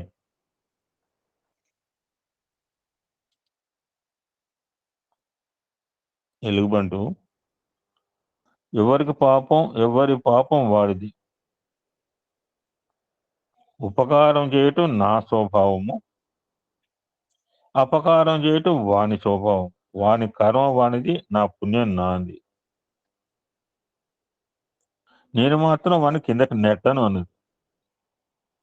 అంటే స్వభావం అన్న మాటకి ఈ కథ చెప్పిందండి. ఈ కథ ఎవడో చెప్పింది కాదు, సీతామాత చెప్పిన స్టోరీ అనమాట. మనం కూడా చెప్తుంటాం అప్పుడప్పుడు మోరల్ స్టోరీస్ లో. But this was narrated by Sita to Hanuma అని చెప్పి, ఓ హనుమంతుడా, అదే విధంగా నా స్వభావం దయా స్వభావము. వారు నన్ను ఎన్ని విధముల నన్ను బాధించినప్పటికీ నేను వారిని బాధించమని కోరను. బాధించడం వారి స్వభావం వారిది, నా స్వభావం నాది. కనుక ఎవరిని శిక్షించకూడదు అన్నది.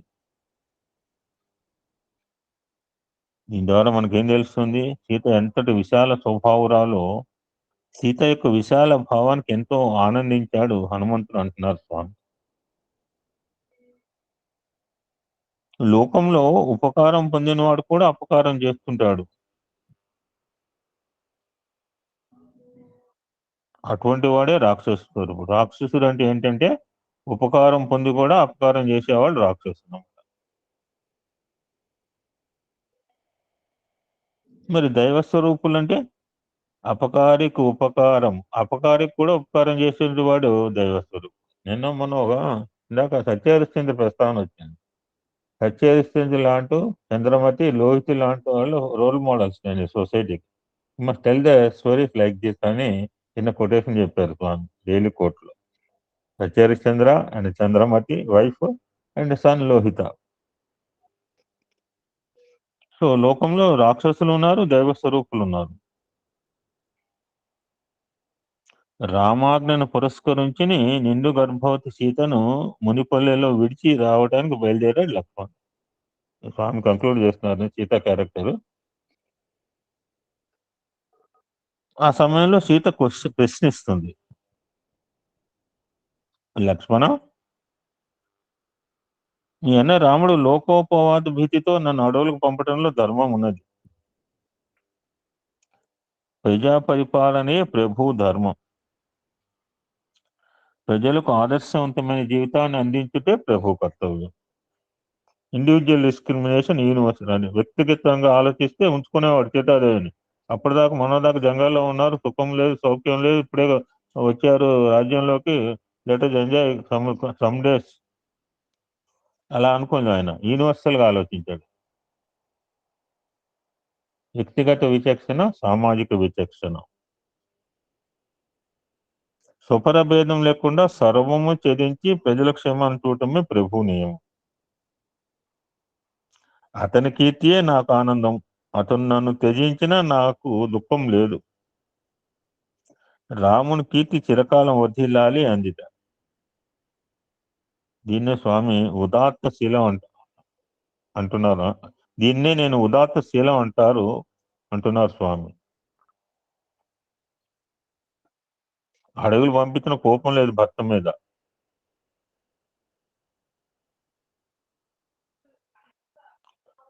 బ్రహ్మలో మూల ప్రకృతి అనేది ఒకటి ఉంది, దాన్నే మాయ అంటారు.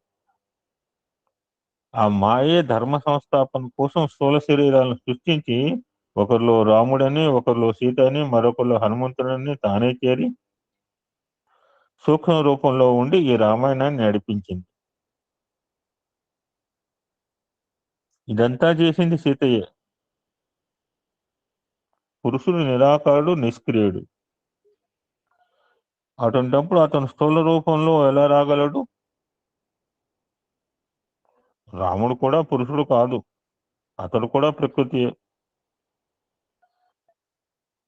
మరి అటువంటి పురుషుని ప్రాకృతమైన కళతో చూడటం సాధ్యమా? ఇందాక అనుకున్నాం, వేరే దేవుని చూడాలంటే ఈ కళ, మామూలు కళ్ళు పనికిరావు, కానీ ప్రత్యక్ష నారాయణమూర్తి మాత్రం ఈ కళతో చూడవచ్చు. పురుషుడు ప్రాకృతమైన కళతో చూడటం సాధ్యమా? స్థూల దేహాలు వేరే కానీ సూక్ష్మమైనవని ప్రకృతి. దానికంటే సూక్ష్మమైంది ఆత్మతత్వం. ఇందాక స్వామి చెప్పిన బర్త్డే ఎసెన్స్ కూడా అది. నువ్వు వ్యక్తిగా చూడు, అందుబాటులో గుణాలు చూడకు, గుడ్ ఆర్ బ్యాడ్ కాదు. ఈ సీ ద హ్యుమానిటీ, మానవత్వం, మానవుడుగా చూడు.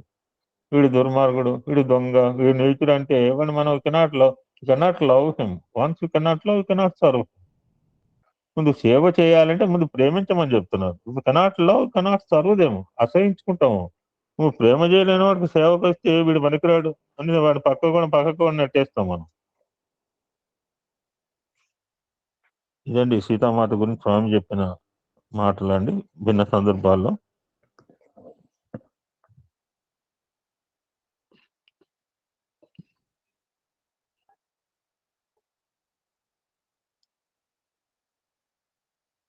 ఈరోజు రథసప్తమి గురించి.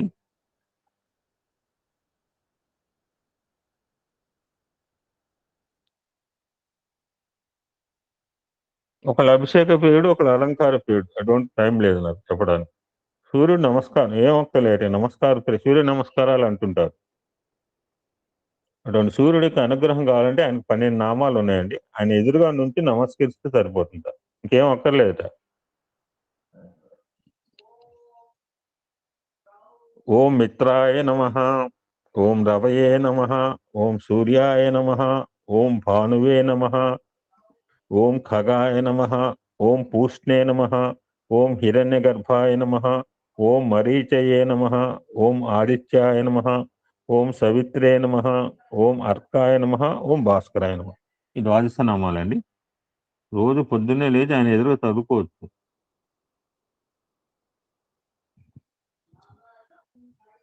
స్వామి ఒక అద్భుతమైన మాట చెప్పారు.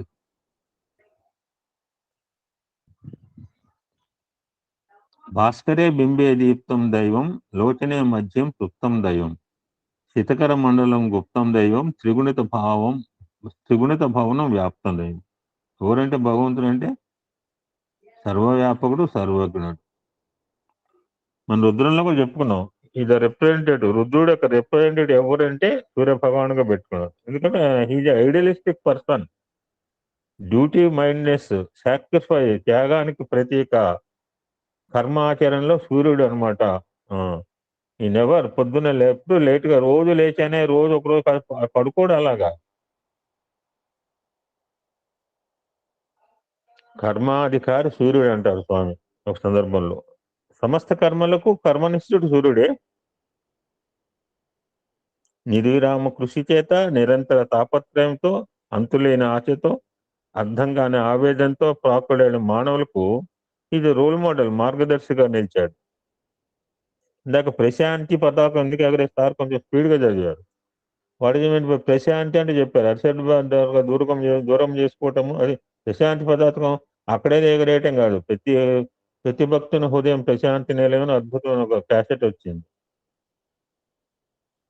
వారికి ప్రశాంతిని కలిగించి కర్మసూర్యుడిగా నిలిచాడు సూర్యుడు. ఈ నాట్ ఎట్ ఆల్ టైర్డ్, ఆయనకి రెస్ట్ లేదు, సూర్యునికి ఏమాత్రం విశ్రాంతి లేదు. ఇతడు దూషణ భూషణలకు ఏమాత్రం పొంగడు. మురికి నీళ్ళలో ఉన్నాడు, కనపడతాడు, మంచినీళ్ళలో కనపడతాడు, గంగలో కనపడతాడు, యమునలో కనపడతాడు, సముద్రంలో కనపడతాడు, మన కొండలో కనపడతాడు కూడా. ఇతడు సమరస భావంతో, పరమశాంతితో తన కర్తవ్యాన్ని నిర్వర్తిస్తున్నాడు అన్నారు స్వామి. ఇప్పుడు చెప్పేది 4 మార్క్స్ స్వామి చెప్పిందండి. ప్రపంచానికి తాను చేసినంటే ఉపకారం కానీ అపకారం కాదు. ఇతని అందున్న హైడ్రోజన్ వల్ల పర్వతములు, వృక్షం మొదలుగా ఆవిర్భవిస్తాయి. సమస్త జీవులు, సమస్త పంటలు సూర్యుని నుంచి ఆవిర్భవిస్తున్నాయి. ఇంత పని తానే చేస్తున్న అహంకారం లేదు. అందుకని ఫైనల్గా ఏమంటారంటే, what is a lesson that we have to learn from Surya Bhagwan. కనుకనే నాయన, నువ్వు గొప్ప పని చేస్తున్నానని, పరోపకారం చేస్తున్నానని గర్వపడవద్దు. నన్ను నీవు అనుసరించి ఫాలో మీ అని సూర్యుడు ప్రబోధిస్తూ ఉంటాడు అని స్వామి ఒక సందర్భంలో చెప్పడం జరిగిందండి.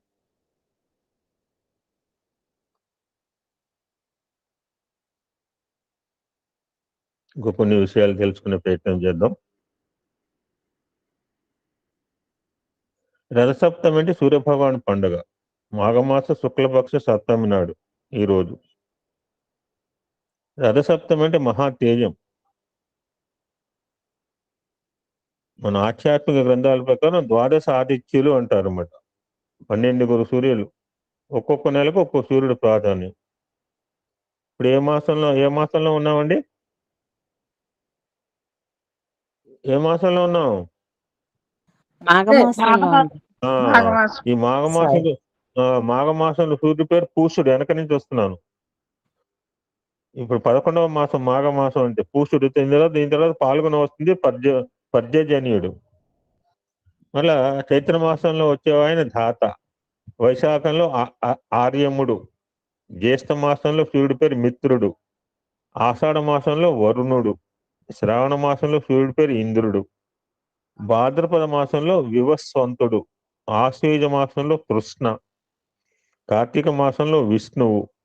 మార్గశిర మాసంలో అంశుమంతుడు. పుష్యమాసంలో భగుడు. ఆ విధంగా ఒక్కొక్క నెలలో సూర్యుడు ఒక్కొక్క నామంతో ద్వాదశ ఆదిత్యులు అంటే వీరనమాట. ఉత్తగా చాలా క్యాలిక్యులేట్ సూర్యుడు యొక్క తీక్షణతను బట్టి ఆ పేర్లు వచ్చినాయట. ఈ పేర్లు మనకు అర్థంగా సంస్కృత అర్థాలు ఉంటాయి. ఆయనకు వేడిని బట్టి, ఆయన తీక్షణతను బట్టి ఇన్ని రకాల పేర్లు వచ్చినాయి. ఆయన 7 గుర్రాలు, 7 రంగులు, తెల్లని కాంతి, సప్తవర్ణముల మిశ్రమని మనం ఎక్స్పెరిమెంట్ కూడా చేసాం. 7 గుర్రాలు కావచ్చు, 7 రంగులు కావచ్చు, 7 కిరణాలు. సైంటిఫిక్ గా చూస్తే భూమి నుంచి దగ్గర 15 కోట్లు అనద్దు. కరెక్ట్ గా తెలిసినప్పుడు 14.98 కోట్లు. తెలియని 15 కోట్లు అంటాడు. 15 కోట్లు అనొచ్చు నేర్లే. 14.98 కోట్ల కిలోమీటర్ దూరంలో ఉన్నాడు సూర్య భగవాన్. మరి అటు సూర్యకాంతి ఒక సెకనుకు 3,00,000 కిలోమీటర్ల వేగంతో భూమిని చేరటానికి 8 నిమిషాలు పడుతుంది అనమాట. అందుకని కాంతి సంవత్సరాలు లైట్ ఇయర్స్ అంటుంటారు. మనం కొలతలు చెప్పలేనప్పుడు సంవత్సరం కాలంలో ఎంత దూరం ప్రయాణిస్తుందో దట్స్ కాల్డ్ లైట్ ఇయర్స్. అంటే చాలా కొన్ని నక్షత్రాలు, కొన్ని గ్రహాలు ఎంత దూరంలో ఉంటే కొన్ని లక్షల కిలోమీటర్ లైట్ ఇయర్స్ దూరంలో ఉన్నాయి. మనం చూసేది చాలా తక్కువ. సూర్యుడు పెద్ద నక్షత్రం, ది బిగ్గెస్ట్ స్టార్ మనం చూసే వాటిలో. ఇంతకంటే పెద్ద నక్షత్రాలు చాలా ఉన్నాయి. బట్ ఈయన యొక్క డ్యూటీ మైండ్నెస్ చూసి రిప్రజెంటేటివ్ ఆఫ్ ఈశ్వర్ గా పెట్టుకున్నాడు. మన పురాణ కథల్లో చెప్తుంటాం, యుగ సహస్ర యోజన పరబాను అంటుంటాం మనం హనుమాన్ చాలీసాలో. అటుగా హనుమంతుడు సూర్యుడిని ఎర్రని తినే పని అనుకుని తిందామని ఉద్దేశంతో అక్కడికి ఎగిరేయలేట. ఎంత సుప్రీం పవర్ ఆలోచించండి. సూర్యుడి దగ్గర పోయినోడికి ఈ లంకలో పోవటం లెక్క అండి. అందుకోసం హనుమ వెళ్ళిన దూరాన్ని యుగ సహస్ర యోజన పరబాను అని ఒక పదం వాడతాం. తులసీదాస్ హనుమాన్ చాలీసాలో చెప్పాడు. Let's calculate. యుగము అంటే 12,000 సంవత్సరాలండి. సహస్రము అంటే 1000, యోజనము అంటే 8 మైళ్ళు అండి. ఒక మైలు అంటే 1.6 కిలోమీటర్. ఇవన్నీ కలిపితే 15 కోట్ల కిలోమీటర్ లెక్క వస్తుంది. సో దిస్ ఈక్వల్ టు ఈ ఖగోళ శాస్త్రజ్ఞులు చెప్తున్న 14.9 కిలోమీటర్లు దాదాపు సరిపోతుంది. సో సైన్స్ కూడా చెప్తుంది, సూర్యకాంతి విబ్జిఆర్ అంటారు. ఇంద్రధనుస్సులో ఉన్న రంగులు సూర్యకాంతిలో ఉంటాయి. సూర్యకాంతి 7 వర్ణాల కలయికని సైన్స్ చెప్తుంది. ఆయన 7 గుర్రాలున్న రథం మీద లోక సంచారం చేస్తాడని వేద వాంగ్మయం చెప్తుంది. ఏంటి ఆ 7 గుర్రాల పేర్లు? గాయత్రి, త్రిష్ణుప్పు, అనుష్టుప్పు చందః, జగతి, పంక్తి, బృహతి, ఉష్ణిక్కు. ఈ 7 గుర్రాలు 7 వర్ణాలకు సరిపోతాయి. ఈ రావణ యుద్ధం సమయంలో రామచంద్రమూర్తి అలసిపోయినట్టుగా, ఈ ఆదిత్య హృదయం లోకానికి రావాలంటే రాముడు అలసిపోయినట్టు యాక్షన్ చేస్తే, అప్పుడు అలసిపోయిన యాక్షన్ కి మళ్ళీ యాక్టివ్గా చేయడానికి అగస్త్య మహాముని ఆదిత్య హృదయం చెప్పాడే రామాయణంలో ఉంటుంది. అందులో 30 శ్లోకాలు ఉన్నాయి. సో ఆదిత్యుడు యొక్క స్తోత్రం చేయటం వల్ల ఏమొస్తుందంటే మనకి స్మరణ వల్ల శారీరక మానసిక ఆరోగ్యం కలుగుతుంది. ఆ సూర్యుడి రథానుకున్న ఇరుసు పగలు రాత్రి ప్రతీక. ఆ చక్రాలున్న 6 ఆకులు 6 ఋతువులకు ప్రతీక. ఆయన ధ్వజం ధర్మానికి ప్రతీక అని పురాణం చెప్తుంది. So that's why the sun god బర్త్డేని ఈ రథసప్తమిగా చేస్తున్నారు. రథసప్తమి వేడుకలంటే తిరుమల చూడాలన్నమాట. అది చూసే ఇక్కడికి వచ్చాను. చిన్నశేష వాహనం అయిపోయింది, ఇప్పుడు 4వ వాహనం గరుడ వాహనం అయిపోయి ఉంది మరి. ఇక్కడ బహుశా గరుడ వాహనం నడుస్తుంది, ఎవరిని చూసేవాళ్ళు చెప్పచ్చు. రథసప్తం అంటే తిరుమలలో చూడాలి. ఈరోజు చక్రస్థానం ఉంది. మళ్ళా సాయంత్రం 3 వాహనాలు. హనుమత్ వాహనం ఉంది, సర్వభూపాల వాహనం, రాత్రి చంద్రప్రభ వాహనంతో అయిపోతుంది. ఈ రోజు నుంచి ఆదిత్యని శక్తి భూమికి పుష్కలంగా లభిస్తుంది. సూర్యుడు యొక్క గొప్పతనం ఏదో తెలియకపోయినా అట్లీస్ట్ కరోనా పుణ్యవాడికి తెలిసింది. రోజు కూడా ఆ కరోనా పేషెంట్ని అరగంట ఎండలో డి విటమిన్ రావాలంటే ఎండలో కూర్చోబెట్టేవంట ట్యాబ్లెట్తో పాటు.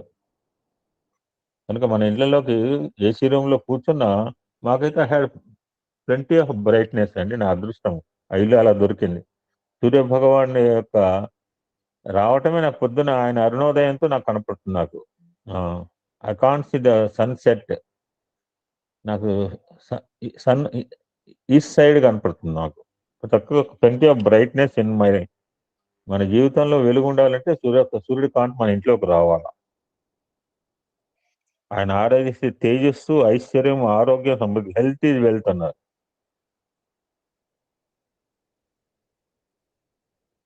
ఇందాక చెప్పినట్టు జిల్లేడాకులు రేకులు ఎందుకంటే హై వోల్టేజ్ అన్నమాట. సూర్యరశ్మి బాగా ఎందుకు జిల్లేడాకులు పెట్టుకోని రేగు పళ్ళు అంటే సూర్యరశ్మి బాగా స్వీకరిస్తాయట. జిల్లేడు ఆకు అంటే అర్కపత్నం అని వినాయకుడికి. సూర్యునికి అర్కహ అని ఇంకో పేరు ఉంది. అందువల్ల సూర్యునికి జిల్లేడు అంటే ఈసారి మేము తెచ్చుకోలేదు, మా మేడం కూడా తేలేదు అనుకో. 7 జిల్లేడు ఆకులు శరీరంలో పెట్టుకోమని రాత్రి చెప్పింది ఆవిడ భక్తి టీవీలో. ఆ 7వ జిల్లేడు ఆకులు సప్త అశ్వాలకు చిహ్నం మాత్రం. అలా చేయటం వల్ల 7 జన్మల్లో చేసిన పాపములు 7 రకములైన వ్యాధులు నశింపజేస్తాయని శాస్త్ర ఇతిహాసం.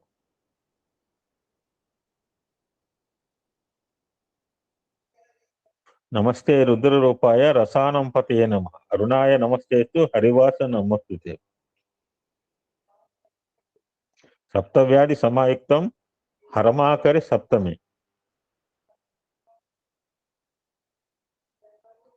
సో ఆల్మోస్ట్ ఈ రోజు నుంచి వేసవి ప్రారంభమైనట్లే.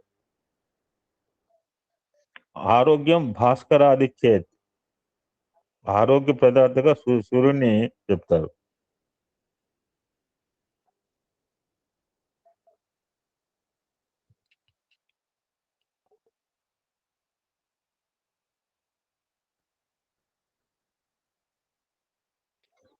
ఇందాక మనం పాపాలు 7 రకాలు అనుకున్నాం. ఈ జన్మలో చేసినవి, గత జన్మలో చేసినవి, మనసుతో చేసినవి, మాటతో చేసినవి, శరీరంతో చేసి, తెలిసి చేసి, తెలియజేసి సప్త విధాలైన పాపాలను పోగొట్టే శక్తి ఈ రథసప్తమికి ఉన్నదట. అంతేకాకుండా ఈరోజు ఆకాశంలో నక్షత్ర కూటమి కూడా ఒక రథం ఆకారంలో ఉంటుంది. అయినా కనుక మన కర్తవ్యాన్ని చేయాలి, అంతేగాని ఏదో రోగ నివారణ, సంతాన వీటి గురించి ఆలోచించద్దు. పొంగలి బయట చేయాలి, బయట వండాలట పొంగల్ కూడా. ఆ పొంగల్ కూడా ఎలా వండాలంటే అప్పుడు మన గొబ్బెలతో పెట్టిన పిడకలతో తీసుకుని వండాలని రాత్రి చాలా బాగా చెప్పింది. సూర్యభగవానికి ఆయన 2 భార్యలకి ఆ యొక్క ఏ ఆకులో చిక్కుడు ఆకులో నైవేద్యం పెడతారట. ఆ చిక్కుడు కాయలతో రథం తయారు చేస్తారట.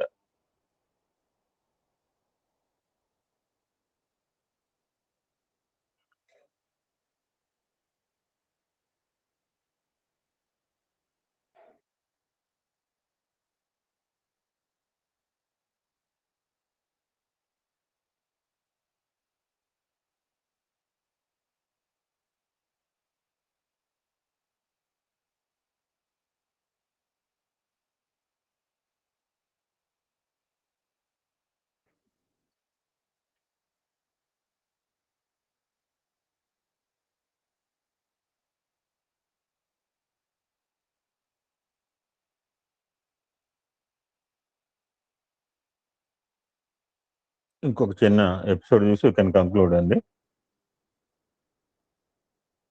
సో ఈ రథసప్తం అనేది సూర్యదేవు లేదా సూర్యదేవుని యొక్క గౌరవార్థం జరుపుకునే వేదిక్ కల్చర్. ఈ ద క్రియేటర్, త్రిమూర్త్యాత్మక స్వరూపుడు, అటువంటి విశ్వ సంరక్షకుడు అయిన విష్ణువు సూర్యనారాయణ రూపంలో ఆరాధించబడుతుంటాడు, పూజింపబడతాడు.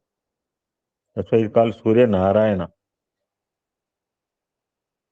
రథ అంటే రథము, సప్తమి అంటే 7వ రోజు. ఈ రథ సప్తం అంటే ప్రతి సంవత్సరం కూడా హిందూ మాసంలో మాఘ మాసంలో దుఃఖం బిట్వీన్ జనవరి అండ్ ఫిబ్రవరి శుక్లపక్షంలో వ్యాక్సింగ్ మూన్ ఫేజ్ అంటారు. 7వ రోజు అంటే సప్తమి వస్తుంది. ఇస్కాల్ సూర్య జయంతి.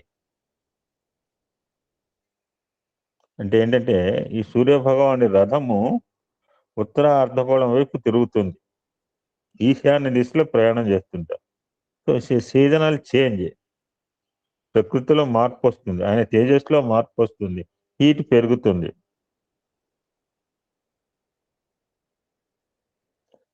ఈ పురాణాల్లో సూర్యదేవుడు 7 అద్భుతమైన గుర్రాలు గీసిన రథాన్ని స్వారీ చేస్తూ నిన్న బాగా చూపించాడు. భక్తి టీవీ అంతా ఇదే అరుణ రథసారిగా చిత్రీకరించబడ్డాడు.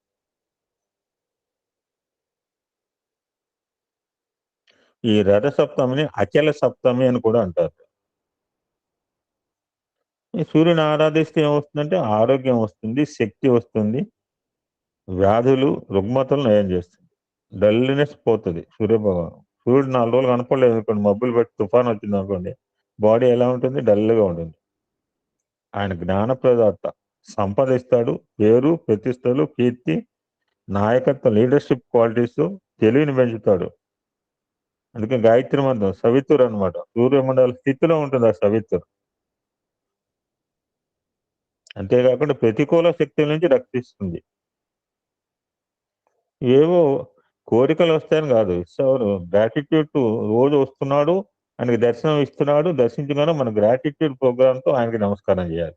లేదా ఆరోగ్యం వస్తుంది, సంపద వస్తుంది, ఐశ్వర్యం, ఇవన్నీ కాదు. Sir duty, prime duty.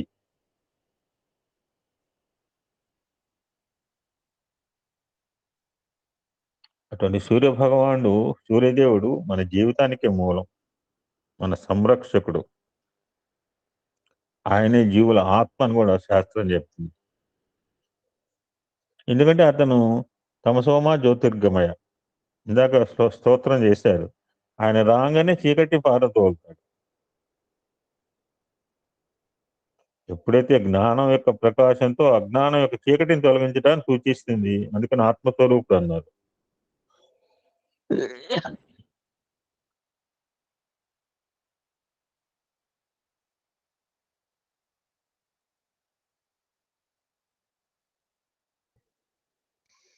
మనమే కాదు, ప్రపంచంలో అన్ని దేశాలు కూడా సూర్య భగవాన్ని ఆరాధిస్తారు. ఆ ఈజిప్షియన్స్ సూర్యుడిని రా అంటారు, గ్రీకులు హీలియస్ అని పూజిస్తారు. చంద్రమా మానసో, సూర్యుడు దేనికి ప్రతీక? చంద్రుడు మనస్సు అయితే సూర్యుడు ఎవరన్నా?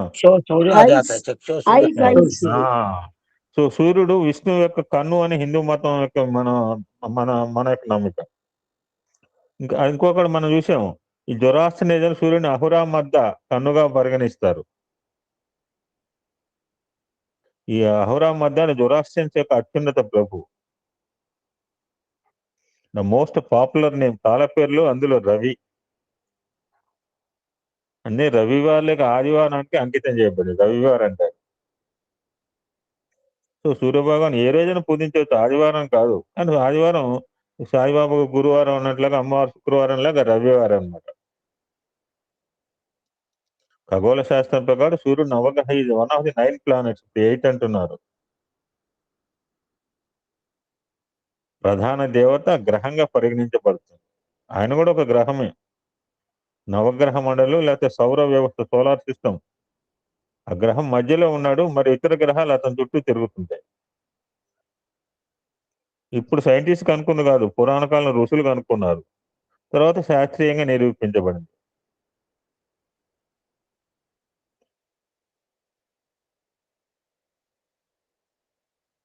సో మన యొక్క జాతకం, మన యొక్క జన్మరాశి దాంట్లో కూడా ఈ యొక్క సూర్యుని యొక్క ప్లేస్ చాలా ఇంపార్టెంట్ అని చెప్తుంది ఈ యొక్క ఆస్ట్రాలజీ నమ్మకం ఉన్నవాడు. రథసప్తమి పండుగ మన దేశంలో చాలా పవిత్రమైన పండుగ. ఎందుకంటే పంటకాలం ప్రారంభం అవుతుంది. ఈ రైతులు సమృద్ధిగా పంటలు పండించడం కోసం సూర్యభగవాన్ ఆరాధిస్తారట.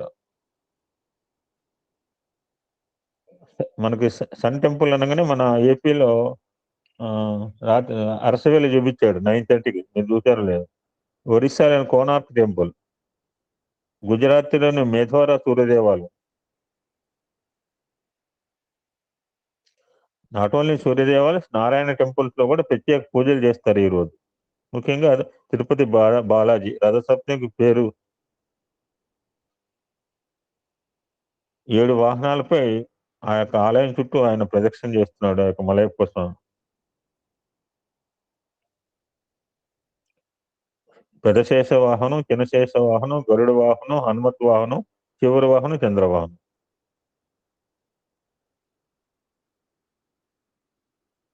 Is our friend. ఎందుకంటే ఆరోగ్యాన్ని, తేజస్ని ఇస్తాడు సూర్యభగవాన్.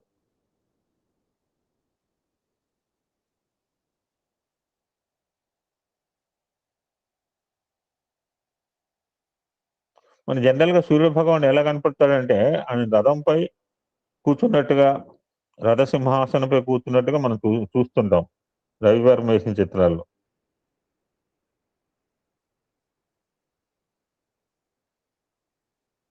అటువంటి సూర్యభగవానికి 4 చేతులు ఉంటాయి. అందమైన ఆభరణాలతో అలంకరించబడతాడు. అద్భుతమైన కిరీటం, పై 2 చేతుల్లో కమలాన్ని కలిగి ఉంటాడు. ఆయన కుడి చేయి ఎప్పుడు అభయ ముద్రలో ఉంటుంది, అంటే ఆశీర్వాదం, ప్రొటెక్షన్. అతన్ని దిగువ ఎడమ చేతిలో గద ఉంటుంది. ఈ కమలము గద అనే విష్ణుమూర్తి యొక్క చిహ్నాలు. ఆ నొసటి మీద ఓదపు ఉంటుంది, తిలకం ఉంటుంది. ఆయనకి బేర్ బాడీగా ఉంటుంది. అతని జెండాపై, రథంపై ఎర్ర జెండా ఎగురుతూ ఉంటుంది, రెడ్.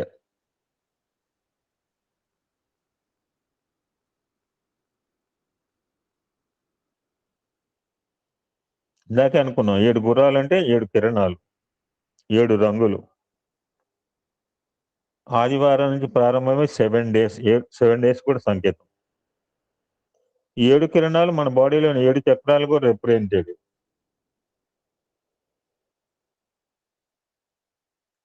ఆ సూర్యదేవ రథంలో 7 గుర్రాలు మన మనస్సును సూచిస్తాయి.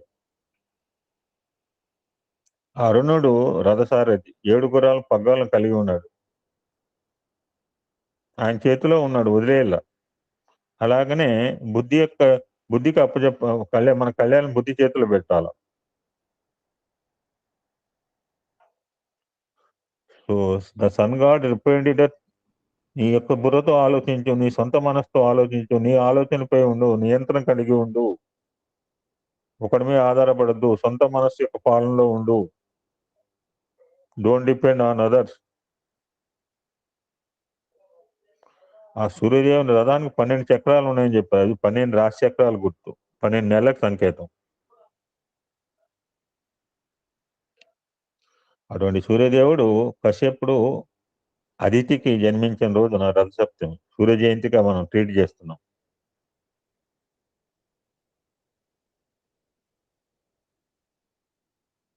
ఎప్పుడైతే కశ్యపుడు కుమారుని బహుమతిగా ఇచ్చినందుకు విష్ణువుకు కృతజ్ఞతలు తెలిపినప్పుడు, విష్ణువు తన కుమారుడు సూర్యదేవుడు అవతారమని పవిత్ర ఋషికి దయతో చెప్పాడు.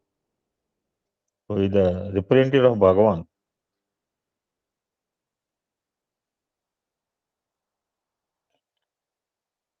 విష్ణుమూర్తి ఇంకో మాట అంటారు, అతని కొడుకు అందరికీ చెందినవాడు మరియు జీవించి ఉన్నవారిపై మరి నిర్జీవులపై అతని వెలుగును ప్రకాశింపజేయడానికి ఉద్దేశించబడ్డాడు. అతనికి నో డిఫరెన్సియేషన్. కుమారుడు చెప్పాడు, తన కుమారుడు 12 రాశుల్లో ఒక్కొక్క రాశిలో ఒక నెల పాటు నివసిస్తూ భూ సంవత్సరాన్ని పూర్తి చేస్తాడు అని కూడా చెప్పాడు.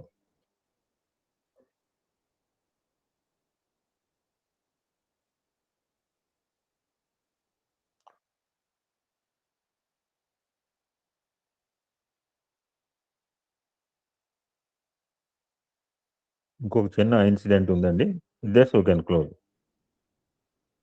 చాలా కాలం క్రితం కాంబోజ్ సామ్రాజ్యానికి చెందిన యశోవర్మ అనే గొప్ప రాజు ఉన్నట్ట. అతనికి సింహాసనాన్ని వారసత్వంగా పొందడానికి కొడుకు లేడు. ప్రార్థించి యజ్ఞయాగాలు చేసిన తర్వాత రాజు ప్రార్థన విని పుత్రుని ప్రసాదించాడు. అయితే ఆ చిన్నారికి ప్రాణాంతకమైన వ్యాధి వచ్చింది. రాజు యశోవర్మ మరి అతని భార్య రాణి చాలా విచారంగా ఉన్నారు. ఏం చేయాలో అర్థం కాలేదు. ఒకసారి ఒక తెలివైన ఋషి రాజును సందర్శించడానికి వచ్చాట. మరి ఇతని యొక్క స్థితిని గమనించే, సందిగ్ధ స్థితిని చూసి తన కొడుకు తన వ్యాధి నయం చేయాలని సంకల్పంతో రథసప్తమి పూజ చేయమని సలహా ఇచ్చాట అన్నమాట. సో రథసప్తమి నాడు యశోవర్మ రాజు కుమారుడు పవిత్ర ఋషి సూచన సరిగ్గా చేశాడు. ఆ ప్రాణాంతిక వ్యాధి నుంచి అద్భుతంగా నయమయ్యాడు. So he became the successor of the రాజ్య ఆల్సో అని అద్భుతమైన కథ. చివరగా ఒకసారి దుర్వాస ముని శ్రీకృష్ణుని సందర్శించాట. ఇది రథసప్తంలో చెప్తుంటారు మీ కథ. శ్రీకృష్ణుని కుమారుడు శంభుడు శారీరకంగా చాలా శక్తిమంతుడు మరియు దృఢమైన శరీరాన్ని కలిగి ఉన్నాడు. ఆ సమయంలో దూర్వాస ముని కఠోర తపస్సు చేయడం వల్ల శారీరకంగా బలహీనంగా ఉన్నాడు. దూర్వాస ముని యొక్క బలహీనమైన శరీరాన్ని చూసి శంభుడు నవ్వాడు. అది ఋషికి విపరీతమైన కోపం తెప్పించింది. శంభుని కుష్టి వ్యాధిని అభివృద్ధి చేయమని చెప్పించాడని కథ ప్రాచుర్యంలో ఉంది. దూర్వాసు కోపానికి శాపాలకి ప్రసిద్ధి చెందాడు.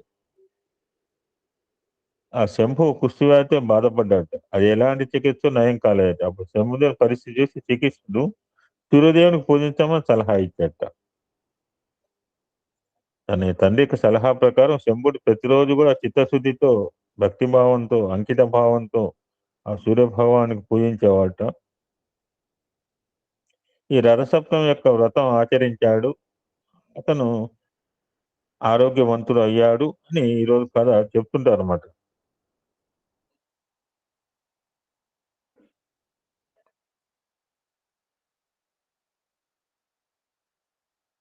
ఓం శాంతి శాంతి శాంతి. సమస్త లోకా సుఖినో భవంతు. లోకా సమస్త సుఖినో భవంతు. ఓం శాంతి శాంతి శాంతి.